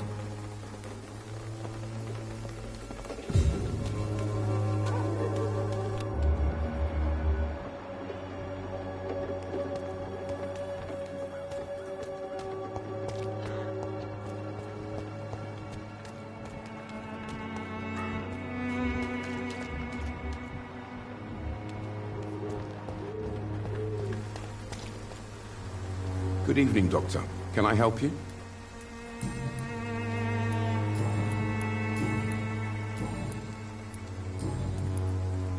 Christina Popper claims she sells her body because she can't find any other work. Do you believe her? Of course I do. Her story is exactly what I want my readers to understand. We live in an intolerant and divided nation. Do you think things will ever change, Mr. Darby? I believe the situation can only improve. And now that women can vote, I'm convinced things will change.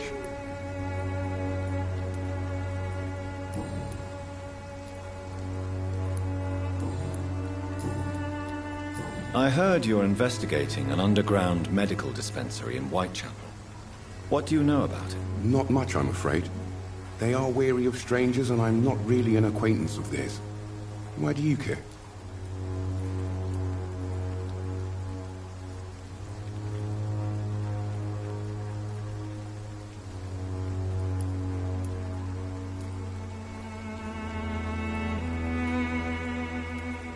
I'm afraid one of the nurses from the Pembroke Hospital may be involved with unsavory activities. Ah, could it be Dorothy Crane? Without a doubt, you are a damn fine journalist, Mr. Darby.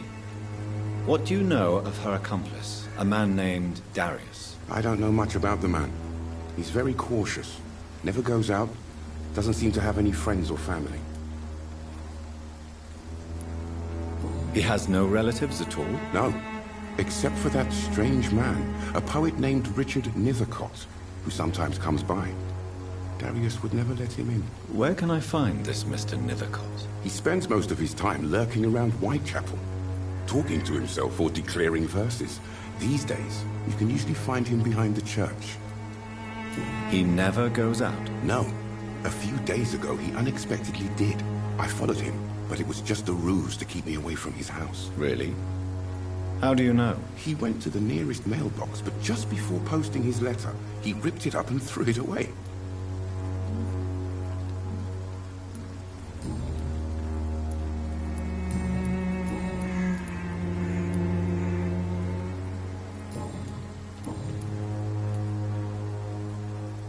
I still have questions about that I don't know.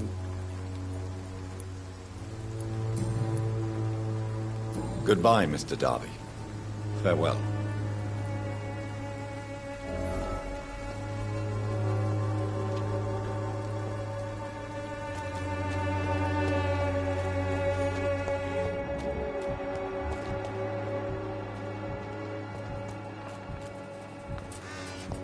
Pay me a glass and I'll be gentle. Good evening, Christina. Change your mind, Mr. Reed? Goodbye, miss. Take care of yourself as best you can.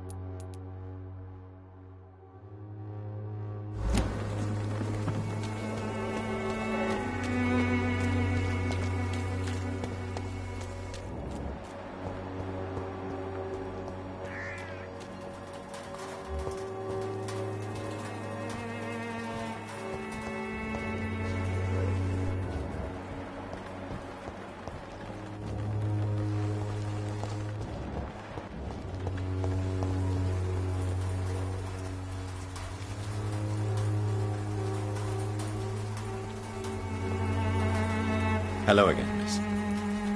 Very well. Goodbye, then.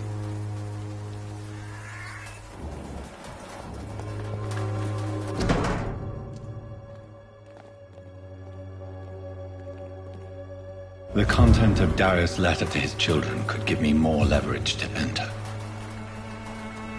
Darius is a bit less of a mystery now. It should not be that difficult to incite him to let me in.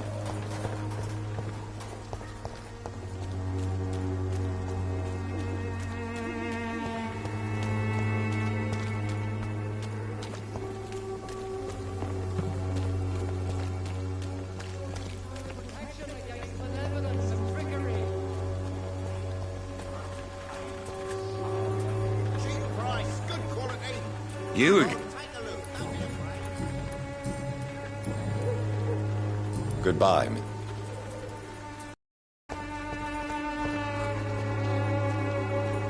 Fancy... You never... Goodbye for now, Mr. Lewis.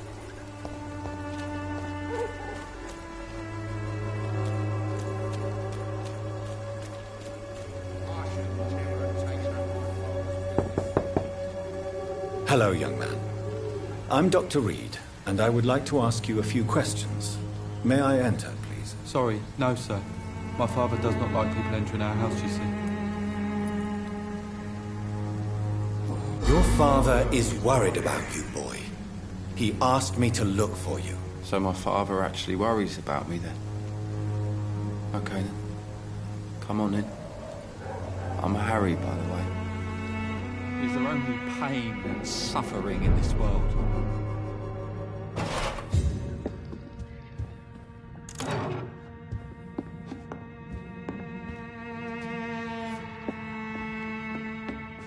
So, may I ask you a few questions? I'm not bothered. What could be worse?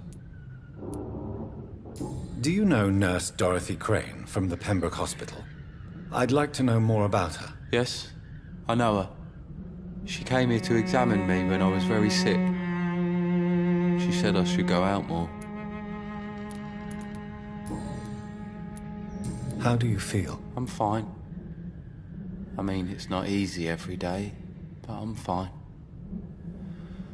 I'm just tired of being sick all the time. If only I could be tough, like... Well, you know. Speaking of which, what can you tell me about your father? My father is an idiot who makes idiot things. That's all I have to say. Forgive my bluntness, young man, but you don't seem happy living in Whitechapel. Why should I? I never wanted to come here in the first place. It was my father's decision. And look around you. Does this look like a nice place to live?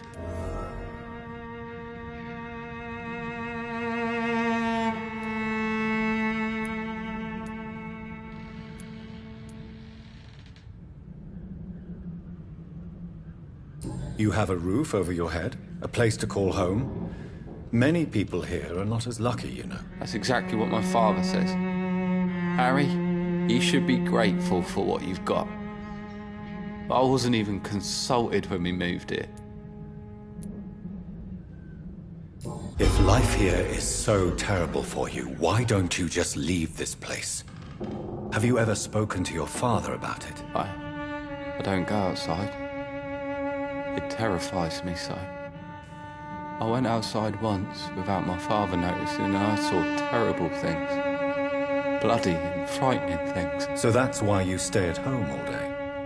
For fear of the epidemic? I'm not afraid of disease or death, Dr. Reed. It's the living I'm afraid of.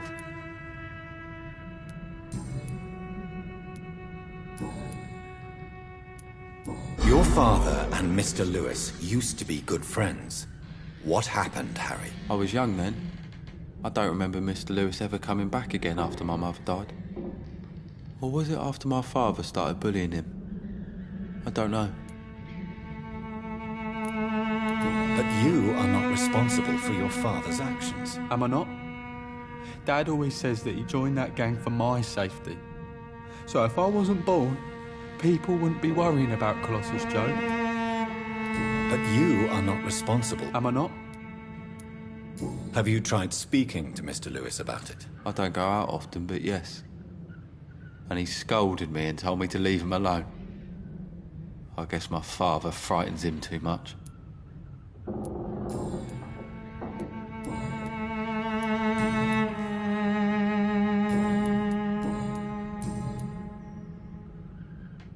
Goodbye, young man. Take care of yourself. Is there only pain and suffering in this world?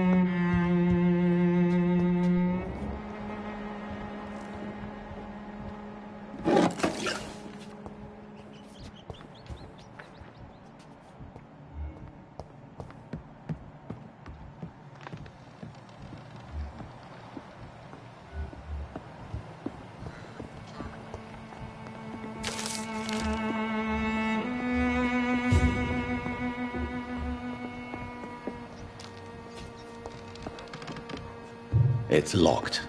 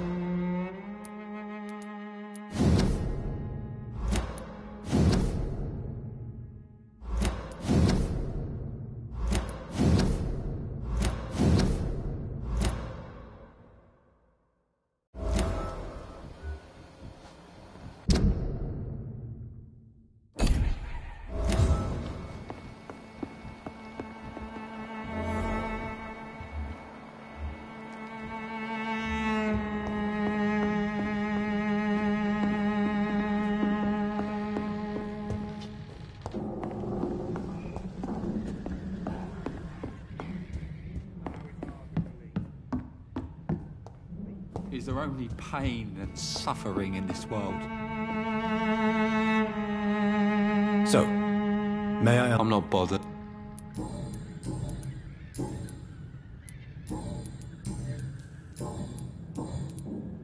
Would it ease tensions with your father if he got an honest job? Because he tried, you know. I can't say.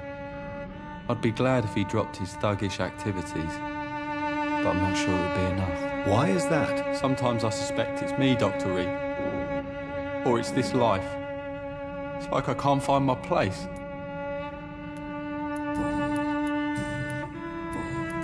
Goodbye, young man. Is there only pain and suffering in this world?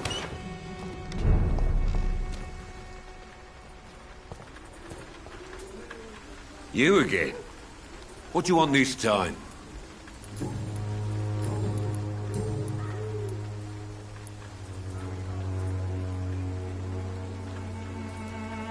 Why do you keep on working for the gang, Joe? You know it doesn't suit you. It's true, I hate this job. And I know I made some bad choices, but I'm a wet boot boy now. And people won't forget it. You could leave tomorrow. Start another life in another town. That's easy for you to say, Doctor. We are poor. My son's weak. And there's no way he'll endure another disappointment. Harry doesn't seem happy living in Whitechapel. Why did you make him come here? I've always put my son's interests above everything else. Whatever he may think. Our house is small but affordable. The walls are thin, but the door is solid. You really love your son, don't you, Mr. Peterson? He's my pride and joy. Even if he hates me for the choices I make and pushes me buttons more than he should. Do you have any regrets? Only one. Not to have my beloved wife by my side. She died when Harry was little. My sweet... She gave the boy confidence. Since the criminal nature of your job means you could be arrested, are you not afraid of what would happen to your boy if you were? No one will ever take my son away from me. If that ever occurred, I'd hunt the bastard down and rip off his head with my bare hands.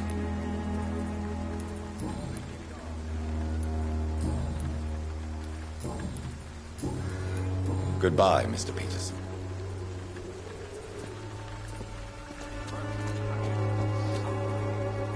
Fancy buying something, sir? You never lose your... What do you know of Harry Peterson? The boy seems so fragile. Not like his father at all. Harry's a good boy, but he spends most of his time complaining. He's had it tough, all right, but he needs to grow a pair. What troubles him exactly? Well, despite being his father's son, almost everything, I think. He never wanted to come to Whitechapel in the first place. Hates this place more than most of us.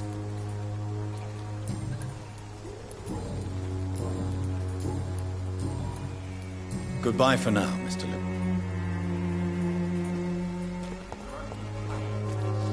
Cheap price, good quality. Come on, take a look. Don't be afraid.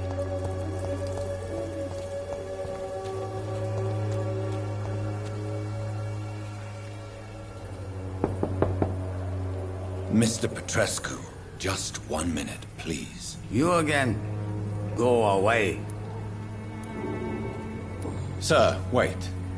Stop this nonsense. I know Nurse Crane is here. Shall we speak man to man, you and I? All right. Speak up. Don't you see we're on the same side? We fight to help the poor, sick, and abandoned. I'm nothing like you, Mr. Doctor. Yes, you are. You too believe in providing medical care without charge. You know what we have to sacrifice to make the world a better place. I have to admit your words have conviction. All right, I'll let you see, Dorothea. Don't make me regret this, though.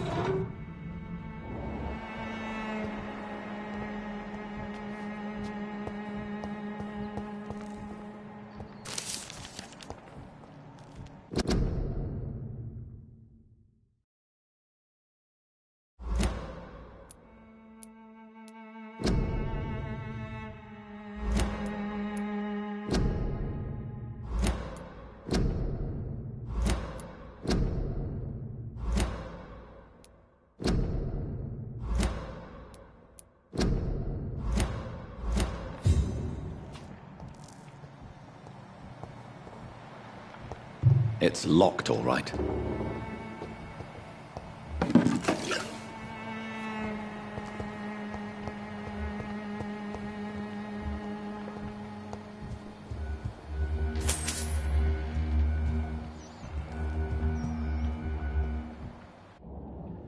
If you want to talk to Dorothea, you must go across the courtyard and take the stairs. We've not been formally introduced.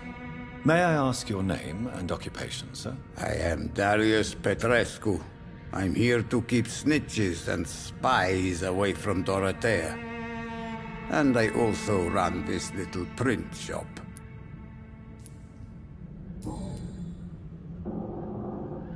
So Dorothy's real name is not Crane? Like myself and many people in this area. Dorothea is from occupied Romania. That's all you need to know. She seems important to the community. More than you can imagine.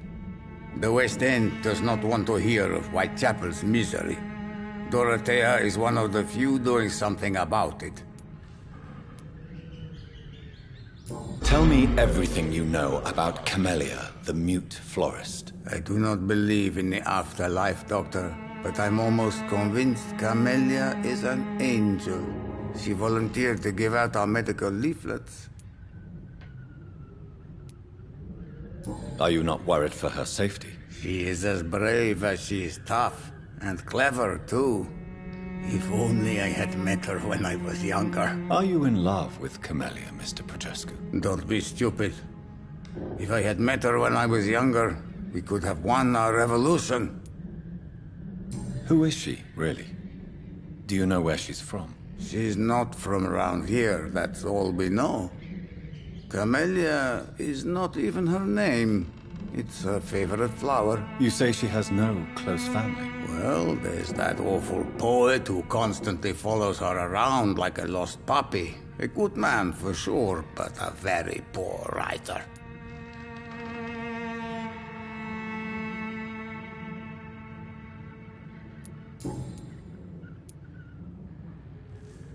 Tell me everything you know about... I do not...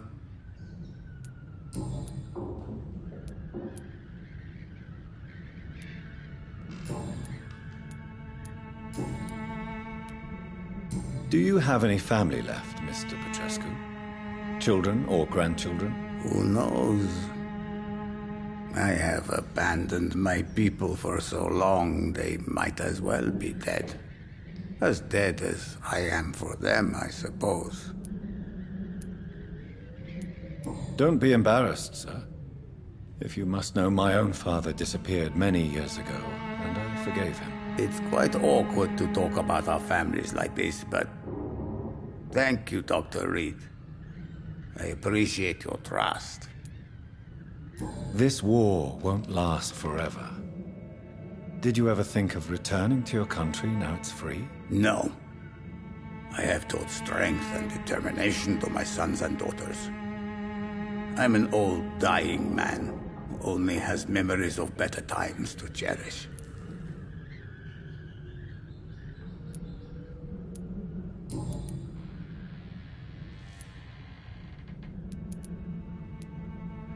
I know you fought for your country when it was occupied, Darius.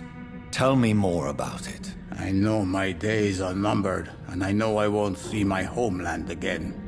But I fought for Romania all my life, and I will until my last breath. But Romania escaped the grasp of the Austro-Hungarian Empire. It's a free country again. But it's not the country I fought for. My homeland is not appeased, Doctor. And I still see a dark future ahead for my people.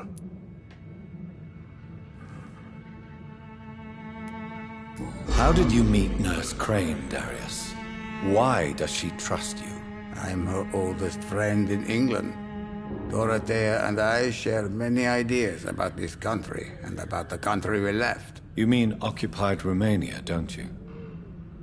Even if not directly, I fought against your enemies. Really? Then perhaps you have more in common with Dorothea than meets the eye, Dr. Reed. Tell me everything you know about Camellia, the mute florist. I do not believe in the afterlife, Doctor, but I'm almost convinced Camellia is an angel. She volunteered to give out our medical leaflets.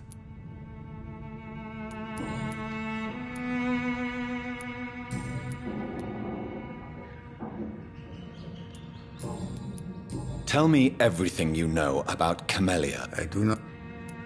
Are you not... Are you in... Don't be... Who is... She's... You said... Well...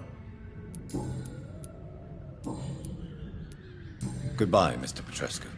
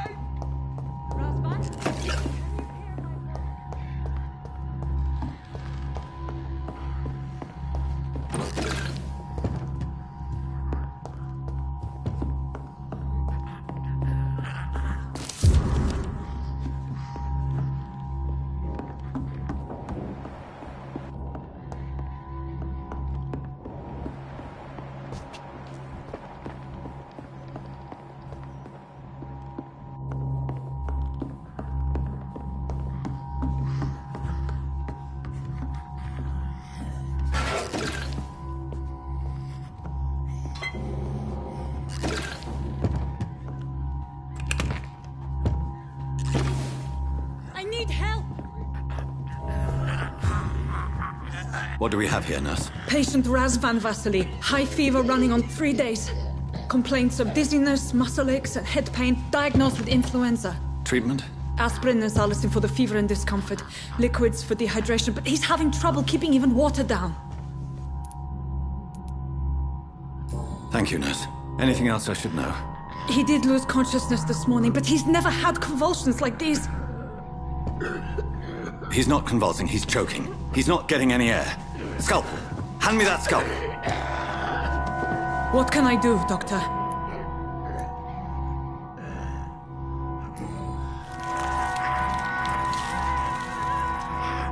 I need to perform a tracheostomy. Short pipe. That rubber tube will do.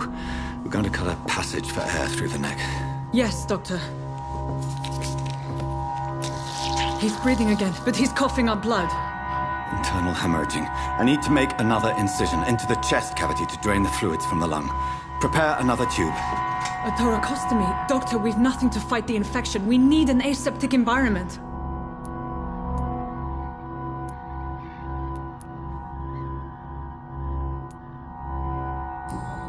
Don't question me, nurse. I need a drain. Now. Yes, Doctor.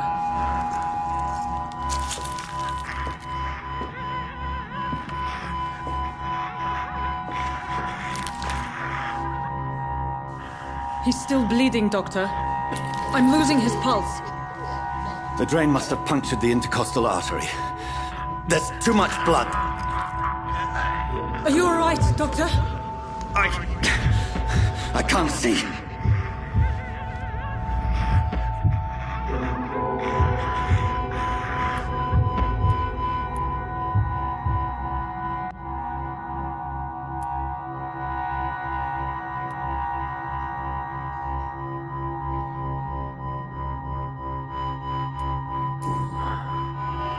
must first suture the artery. Find the wound. The source of the blood. Needle and thread, Doctor. Good. The stitches are holding. How's he doing? We're losing him. We've lost his pulse. He's dying, Doctor!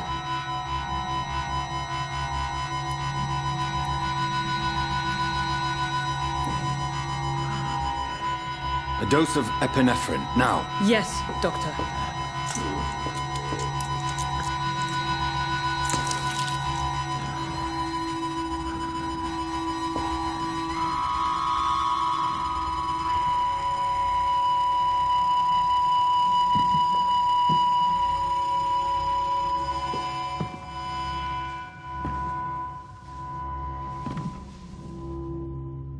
We've lost the pulse.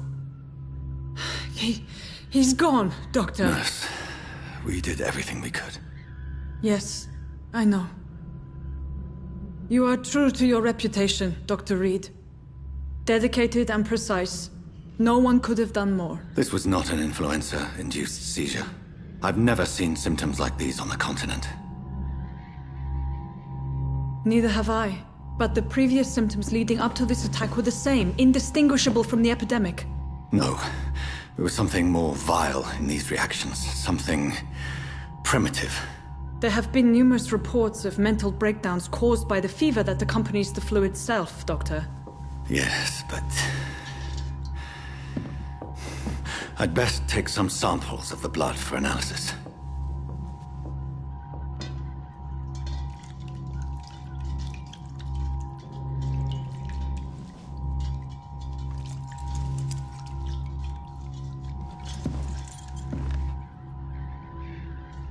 I doubt you're here to test my bedside manners.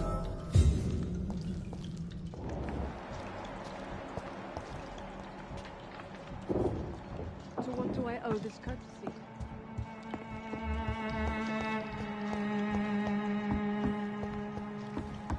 It's locked. It's locked, all right.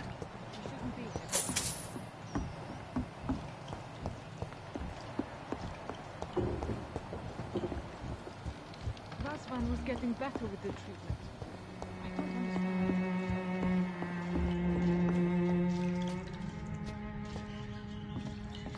I suspect it was more than intuition alone that led you to us. So, how might I be of service, Dr. Reed?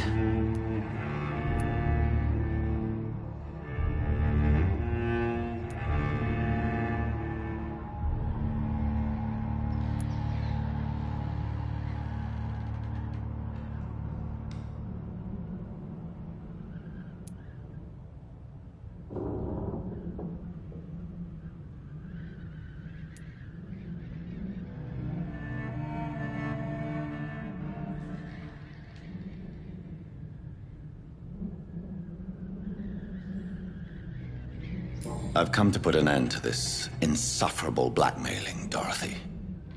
Doctor, you think your warnings scare me?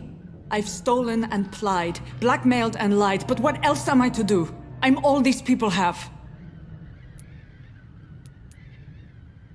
But why Lady Ashbury? Why her, of all people? She's pristine and proper, all right. But that she-wolf in sheep's clothing murders the poor for sport. I have her where she belongs, and I'll milk her for all she's got.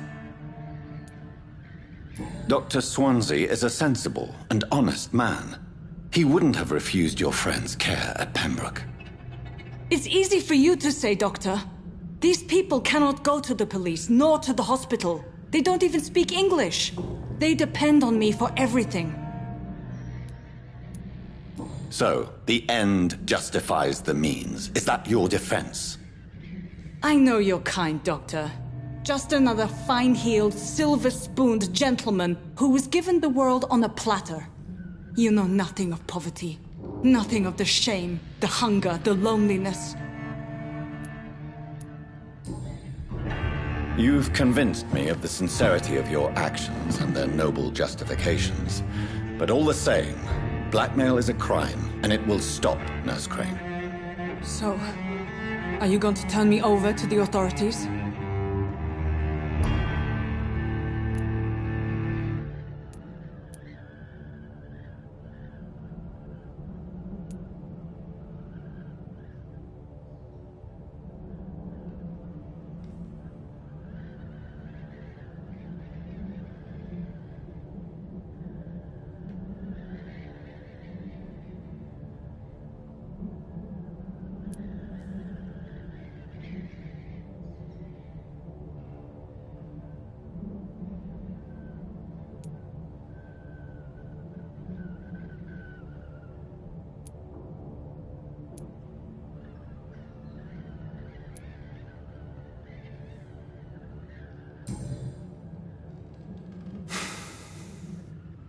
No. Your place is here. Jailing you would be an even greater crime. So, here is my proposition. I'll look the other way on your little enterprise. In exchange, you will resign from the Pembroke Hospital and provide me with medical supplies when the need arises. Dr. Reed! That sounds like a business proposition. My accomplice, then? No, just a privileged client. My research may require the occasional rare piece of equipment or ingredient. I'll pay good coin in exchange, fair and honest, to help finance your noble endeavors.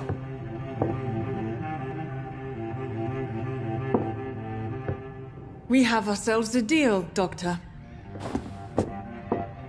Good customers are always welcome. Yes, Nurse Crane. We have a deal.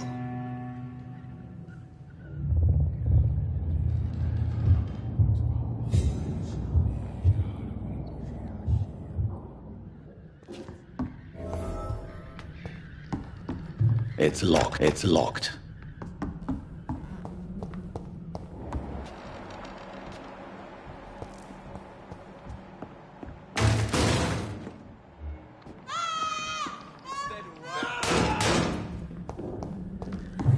I cannot enter.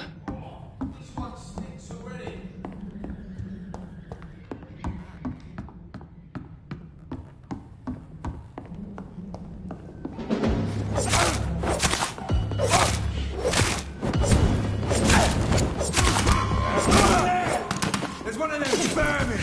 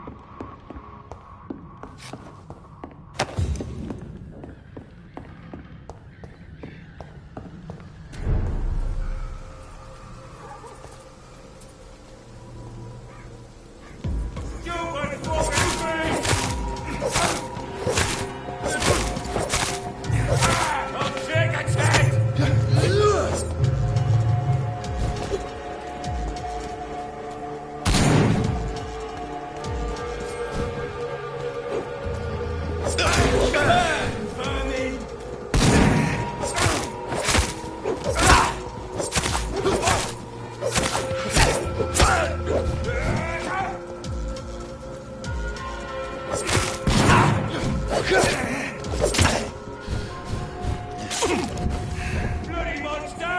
Kill him, boy! I'll send you to hell.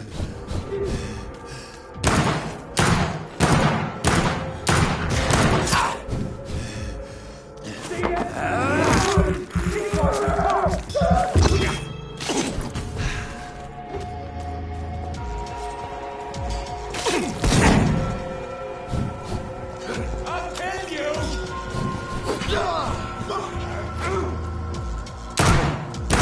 Filthy fucking beast!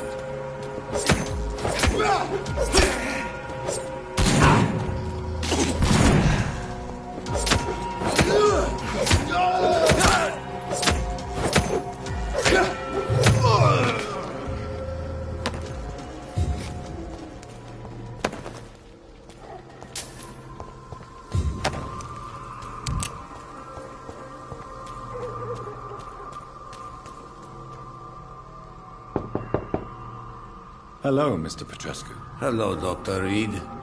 Come on in.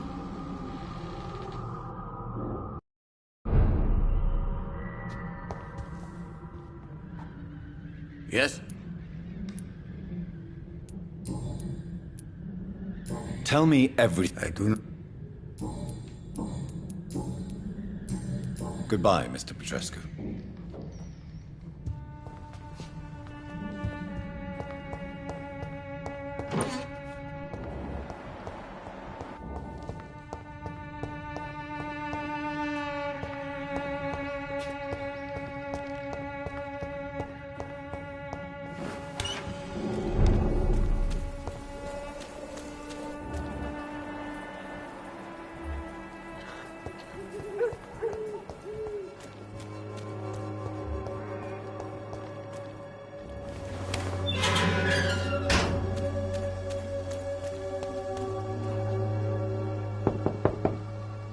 Hello, Mr. Petrescu. Hello, Dr. Reed.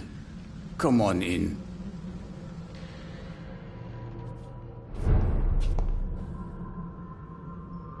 Yes? Do you need some help, Mr. Petrescu? I am very tired, but that is all. I don't need you to... Well, I think you do. Take this, and you'll feel better. Free drugs from an English doctor? It must be my lucky day.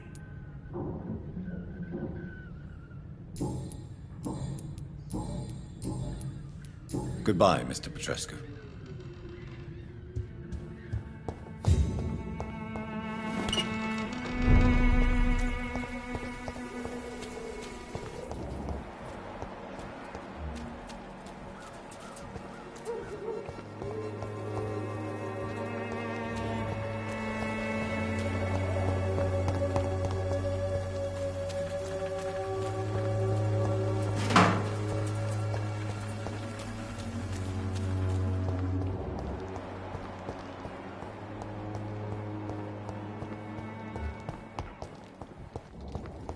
Bloody monster!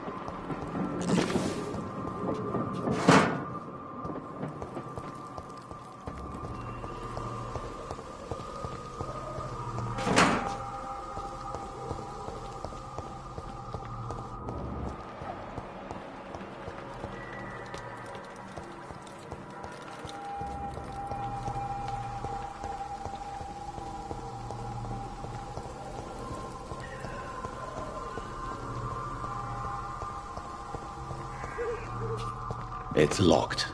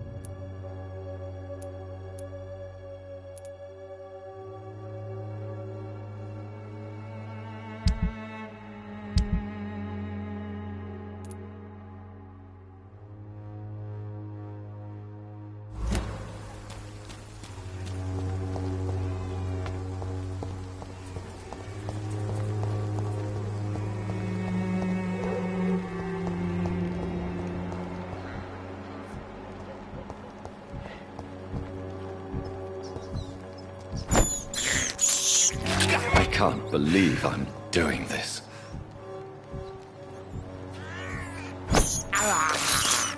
This is despicable.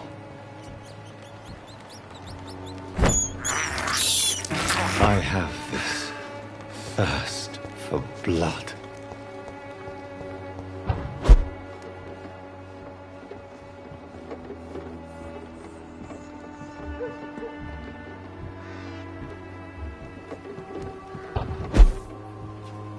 It's locked, all right.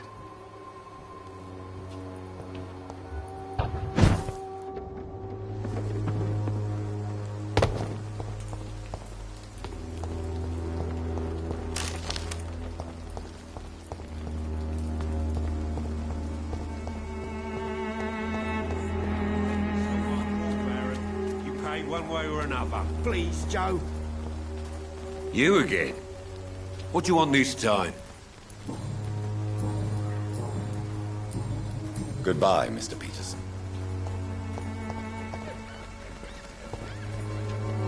Fancy buying something, sir? You never...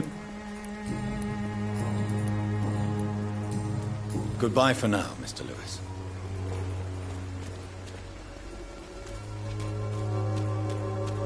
I know it's hard to believe, but this district has always been wretched.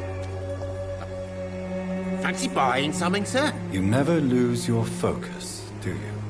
Do you need help, sir? I only need you to purchase something from my shop, sir. Goodbye for now, Mr. Lewis. Cheap price, good quality. Come on, take a look. Don't be afraid.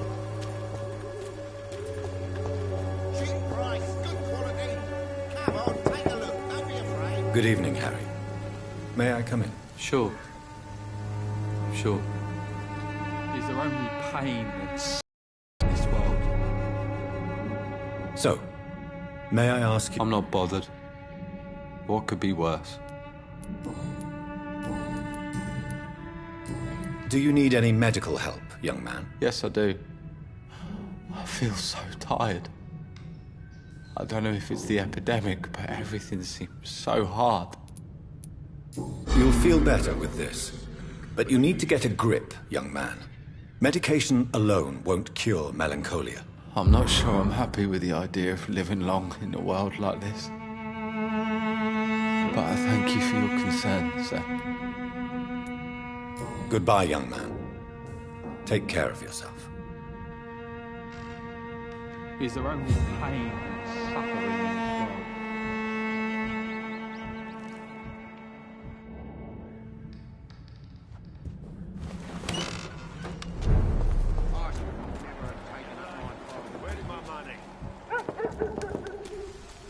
Time to pay, one way or another. You again? What do you want this time? Can I offer you my medical expertise, Mr. Peterson? Keep your medicines for others. There is a thin line between pride and stupidity, sir. Please take this medication. You'll feel better. All right. I'll take it then. It's not like I don't appreciate the gesture. Goodbye, Mr. Peterson.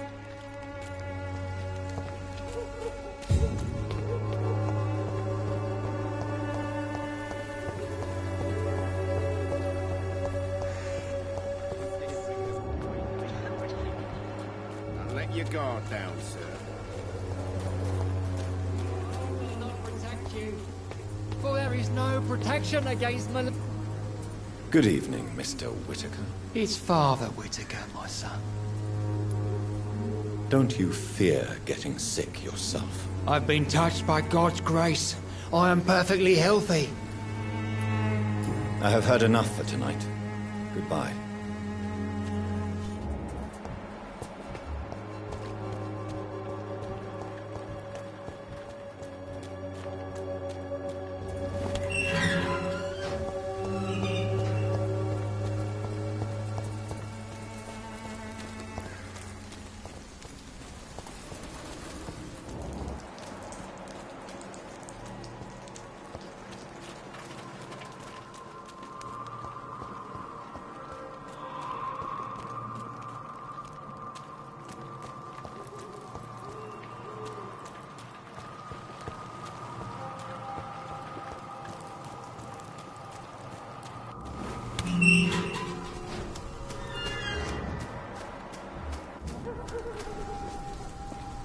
Good evening, Mr. Nethercott. And good evening to you too, my good sir. Can I be of any help?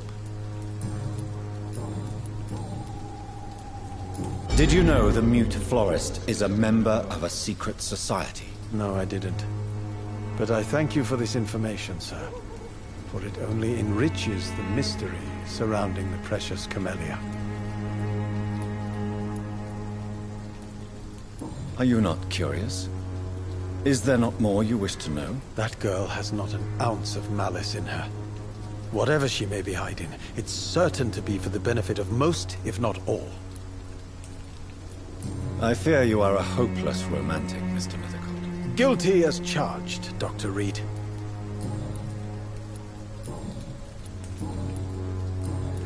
Do you need medical attention, sir? It may be wise to let you prescribe me something. I don't feel like I should. I understand your appetite for words and macabre beauty, sir. But you should be more careful. The nutrition of my mind is more important than my physical health. But I appreciate your concern, sir. I'll leave you alone, sir.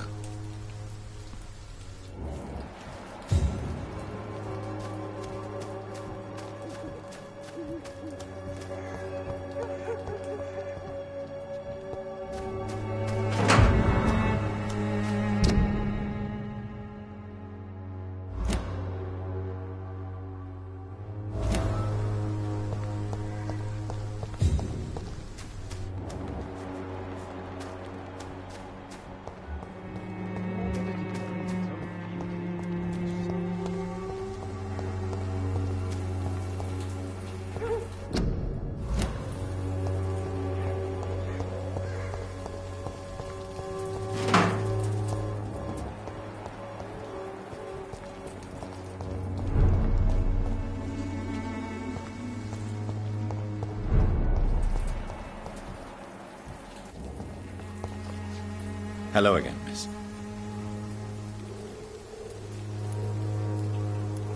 You don't seem to need my medical attention for now.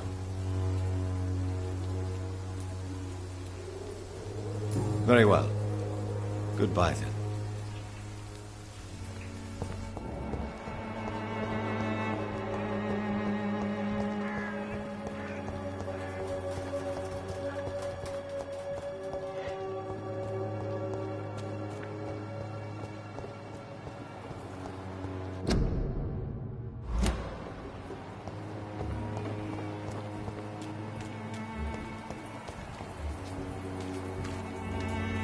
Good evening, Doctor. Can I help you?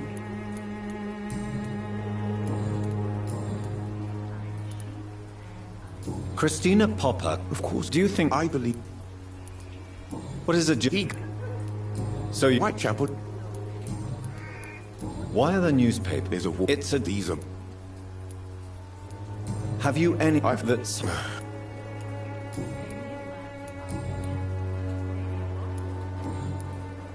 Do you need assistance? That would be nice of you, Doctor. Who knows what I may have caught during my investigation. If you persist in investigating the most pox-ridden boroughs of London, you must accept the risks. Thank you, sir. Goodbye, Mr. Darby. Farewell.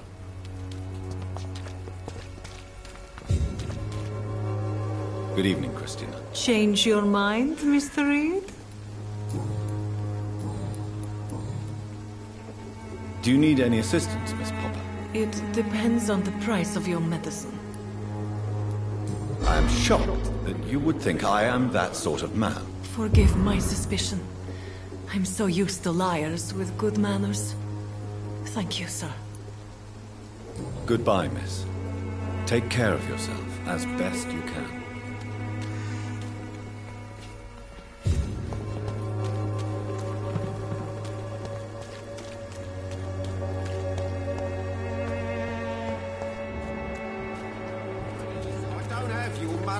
Come on, Barrett, you know the game. You pay for peace of mind.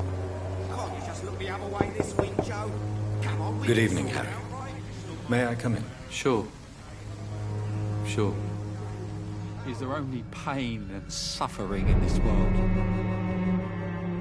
So, may I ask you a few questions? I'm not bothered. What could be worse?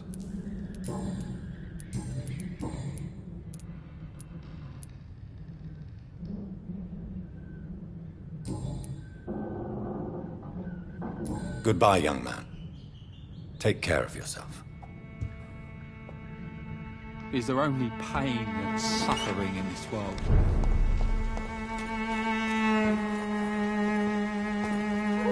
You again? Goodbye, Mr. Peterson. Fancy buying something, sir? You never...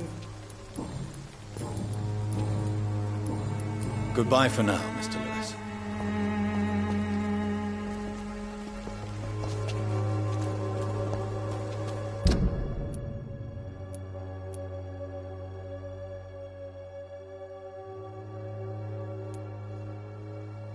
I should never have taken up my father's business.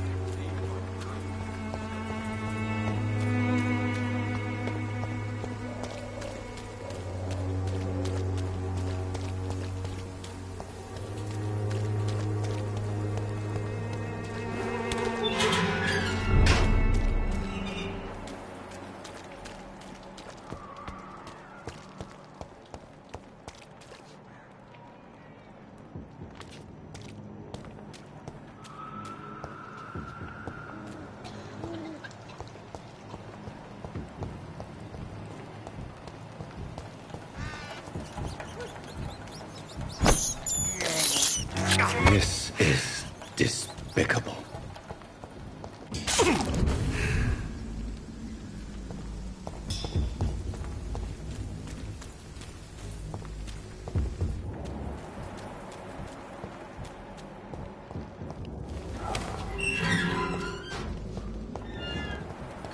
Human blood.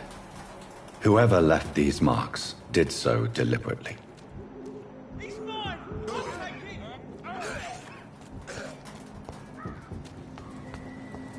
Kill it, boy! Brush the leaf, boys!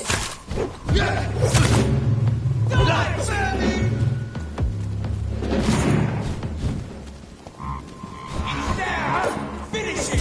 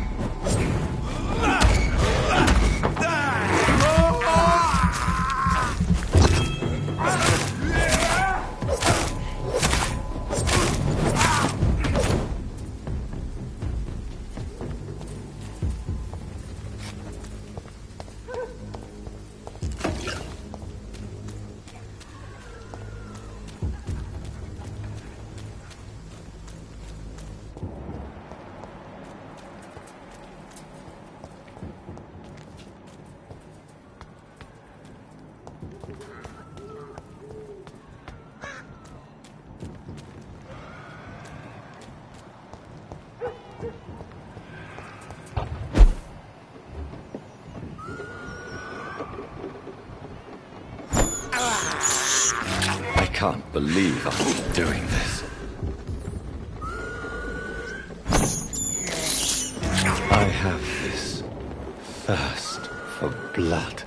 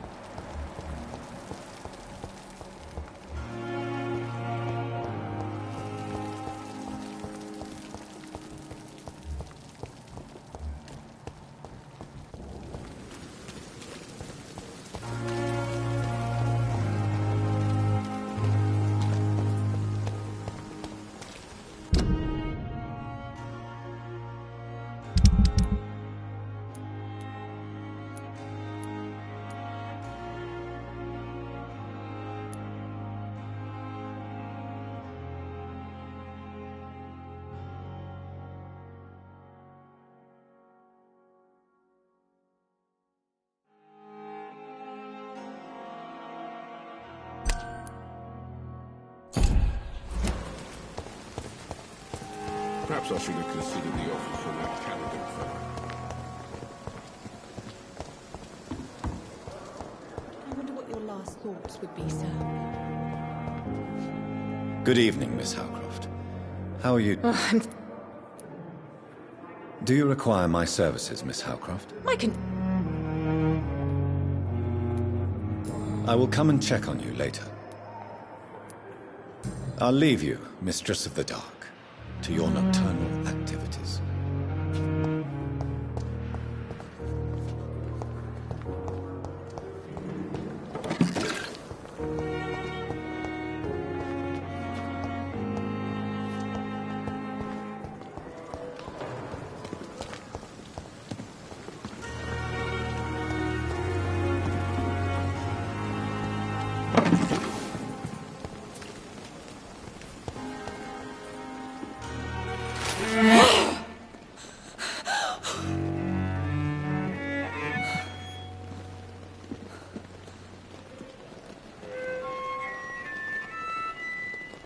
I would ask you to avert your eyes, sir. Or did you not know it was rude to stare? I knew it.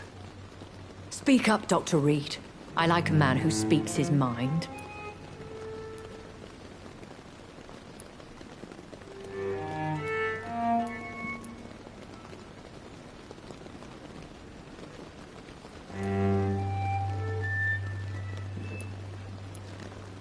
You killed him.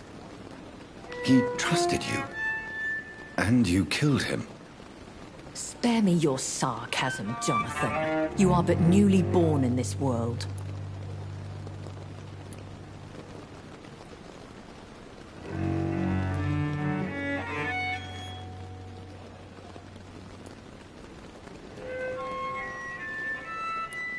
No need to apologize, my lady. I know exactly what you endure. The situation is somewhat awkward nonetheless. I have not been observed sustaining myself for many decades. I have to say I'm a trifle embarrassed. Anyway, I have concluded my inquiries concerning your blackmailer. I see. Please excuse my agitated state. Under normal circumstances, I wouldn't let anyone see me in this condition. I must confess I have not put an end to the blackmail, my lady. Unfortunately, I could not bring myself to do it. I'm so disappointed in you, Jonathan. I didn't expect this from you. Lady Ashbury, you yourself admitted how ridiculous the sum of money was. I can assure you it was all used for charitable ends. Well, you are full of surprises, aren't you, Jonathan? All right, say I trust you. But you will still pay the ransom. That is only fair. After all, it was you who failed to bring this problem to a satisfactory conclusion. I believe I could agree to that. And since a lady always keeps her promises, I will now answer any questions you may have.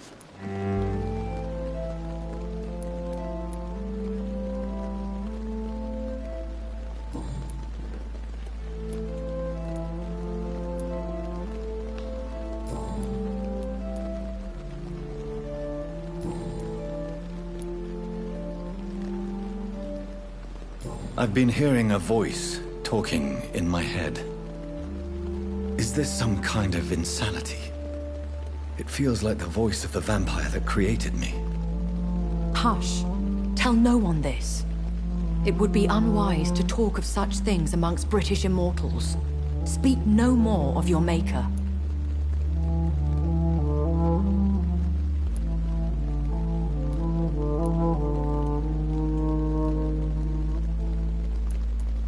How could this cause offense? Only the powerful immortals can mentally call to their progeny. No vampire or hunter will sleep easy, knowing that an unidentified elder is stalking the streets of London. Excuse my forwardness, but... are you my maker? Me? Goodness, no. Only a foolish immortal would create a progeny without taking precaution. And I'm no fool. I don't understand. Why was I created and then left for dead? That is a question only the one who made you can answer. It's not normal practice. I doubt even if you find him, he will answer you, considering how cruelly he treated you. So me being a vampire could have been a mistake? I very much doubt it, Jonathan. Contrary to the legends, it is not as simple to make another vampire by just biting someone. I'd like to avoid creating another vampire by mistake anyway. Tell me, how is it done? The process is dangerous. It could even kill your potential progeny. If you did decide to sire an offspring, they must drink of your blood, Jonathan.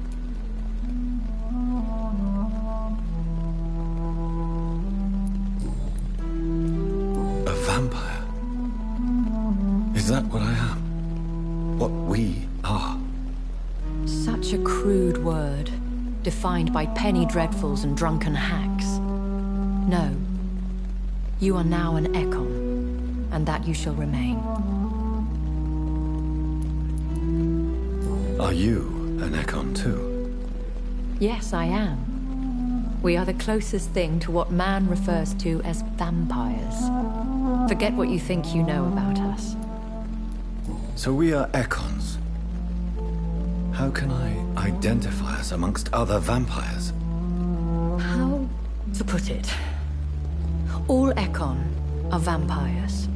But all vampires are not Ekon. We are but a branch of the immortal tree.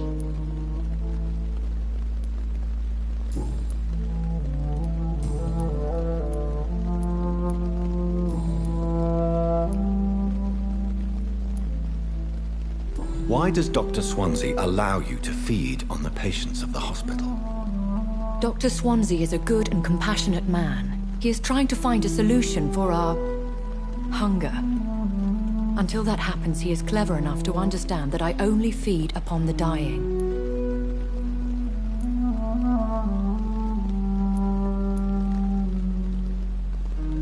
What do you know about this Brotherhood of St. Paul's Stole? The Brotherhood is well known amongst London Vampire Society. As long as our kind is discreet, and as long as they do not interfere, we have come to a mutual understanding. And no one suspected you of the murders? As you well know, suspicion has recently fallen on me of killing for pleasure. But you have my word, Jonathan. I take no pleasure in taking a life.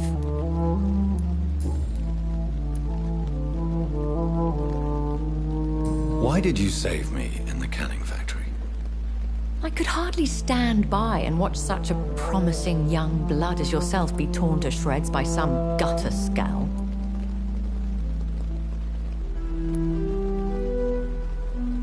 What type of vampire is a skull? Not a true vampire. The deformed offspring of lesser vampires. It is a shame these creatures run wild, slaves to their baser instincts. William Bishop wasn't the vampire that created me, then? No, Jonathan.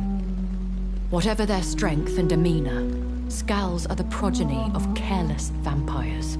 It cannot be the other way round. I know this is beyond the pale, but may I inquire your age? Really? And I thought you were gentlemen. If you must know, I'm 27. I've been 27 for a long time now, and 27 I shall remain.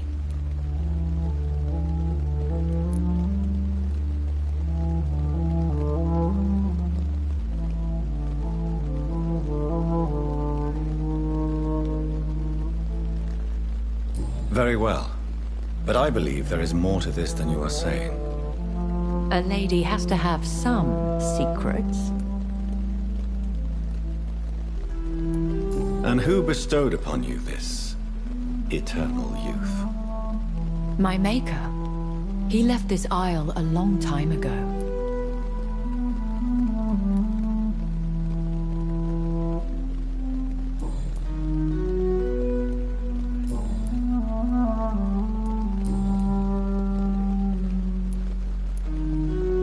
I've been away from London and England for 3 years.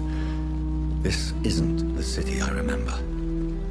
Things have gone from bad to worse here, Jonathan. I've lived in this city for a long time, and I've never seen it like this. The Spanish flu has hit London that bad.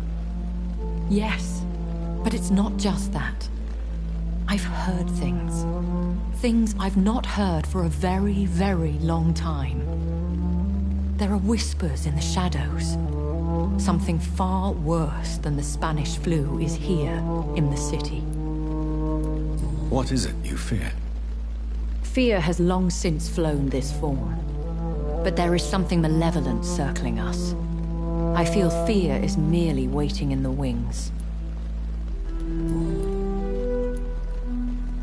Are there many vampires here in London? Immortals are of a rare breed, and we often tend to hide.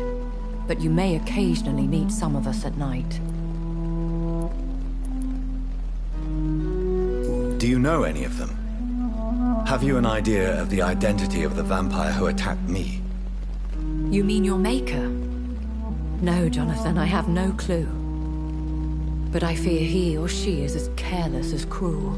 To let you discover your new condition by yourself. What do you mean? Every now and then, you may discover an immortal in the deep of the night. But we are a rare and reclusive breed.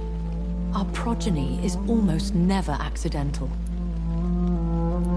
Will they all be as affable as you, my lady? I do not see why not. But remember, even the shark smiles before he bites. That sounds like a lesson from experience. Vampire politics are as intricate and sometimes tedious as a game of chess in a gentleman's club. I've learned from experience it is best to decline to play. When I awoke, changed, I was chased and attacked by vampire hunters. Prepared and well-trained. Though I can't be certain, more than likely it was the once glorious Guard of Priwen. Once glorious, but still dangerous. They have seen better days, but all fanatics are dangerous. You would be wise to stay clear. They are sworn to destroy our kind. You make them sound like some sort of cult. More a society. And like all the best ones, a secret society. I thought them almost gone, but it seemed they have been recruiting.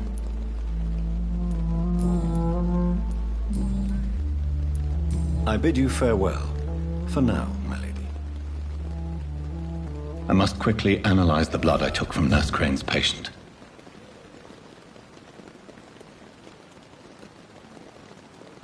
Yes, Jonathan? May I ask you some questions? Please do.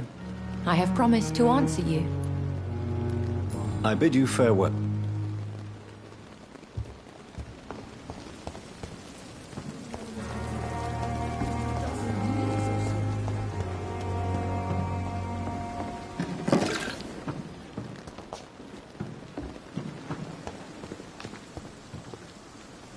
Good evening, Milton. Good evening, Doc. I'd like to see your goods. Wise choice.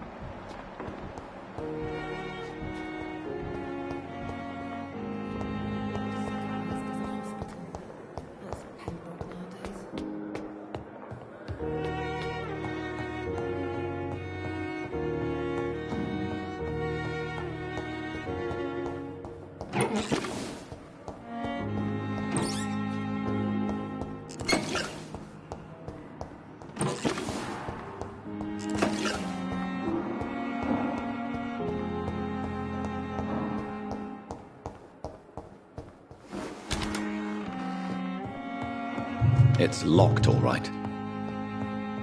It's locked, all right.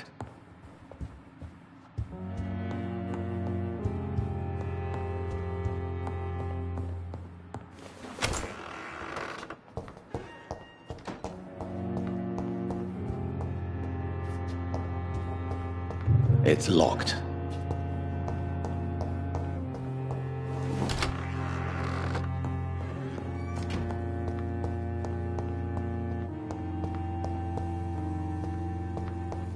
The flower's dying.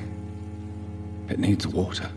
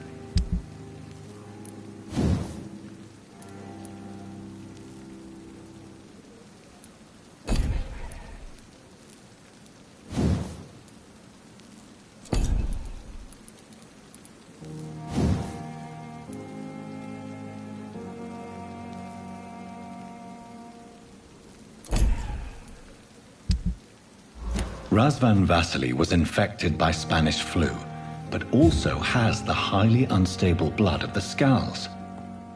Is the London vampire epidemic transmitted through the flu? I should talk to Dr. Swansea about it.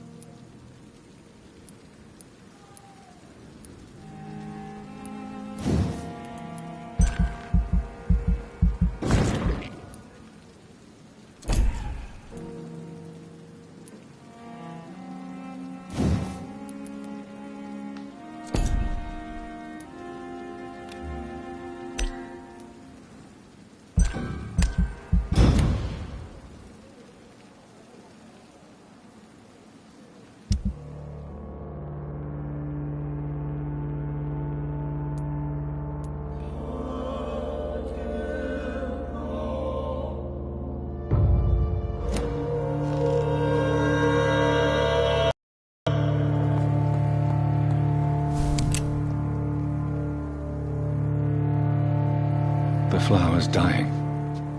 It needs water.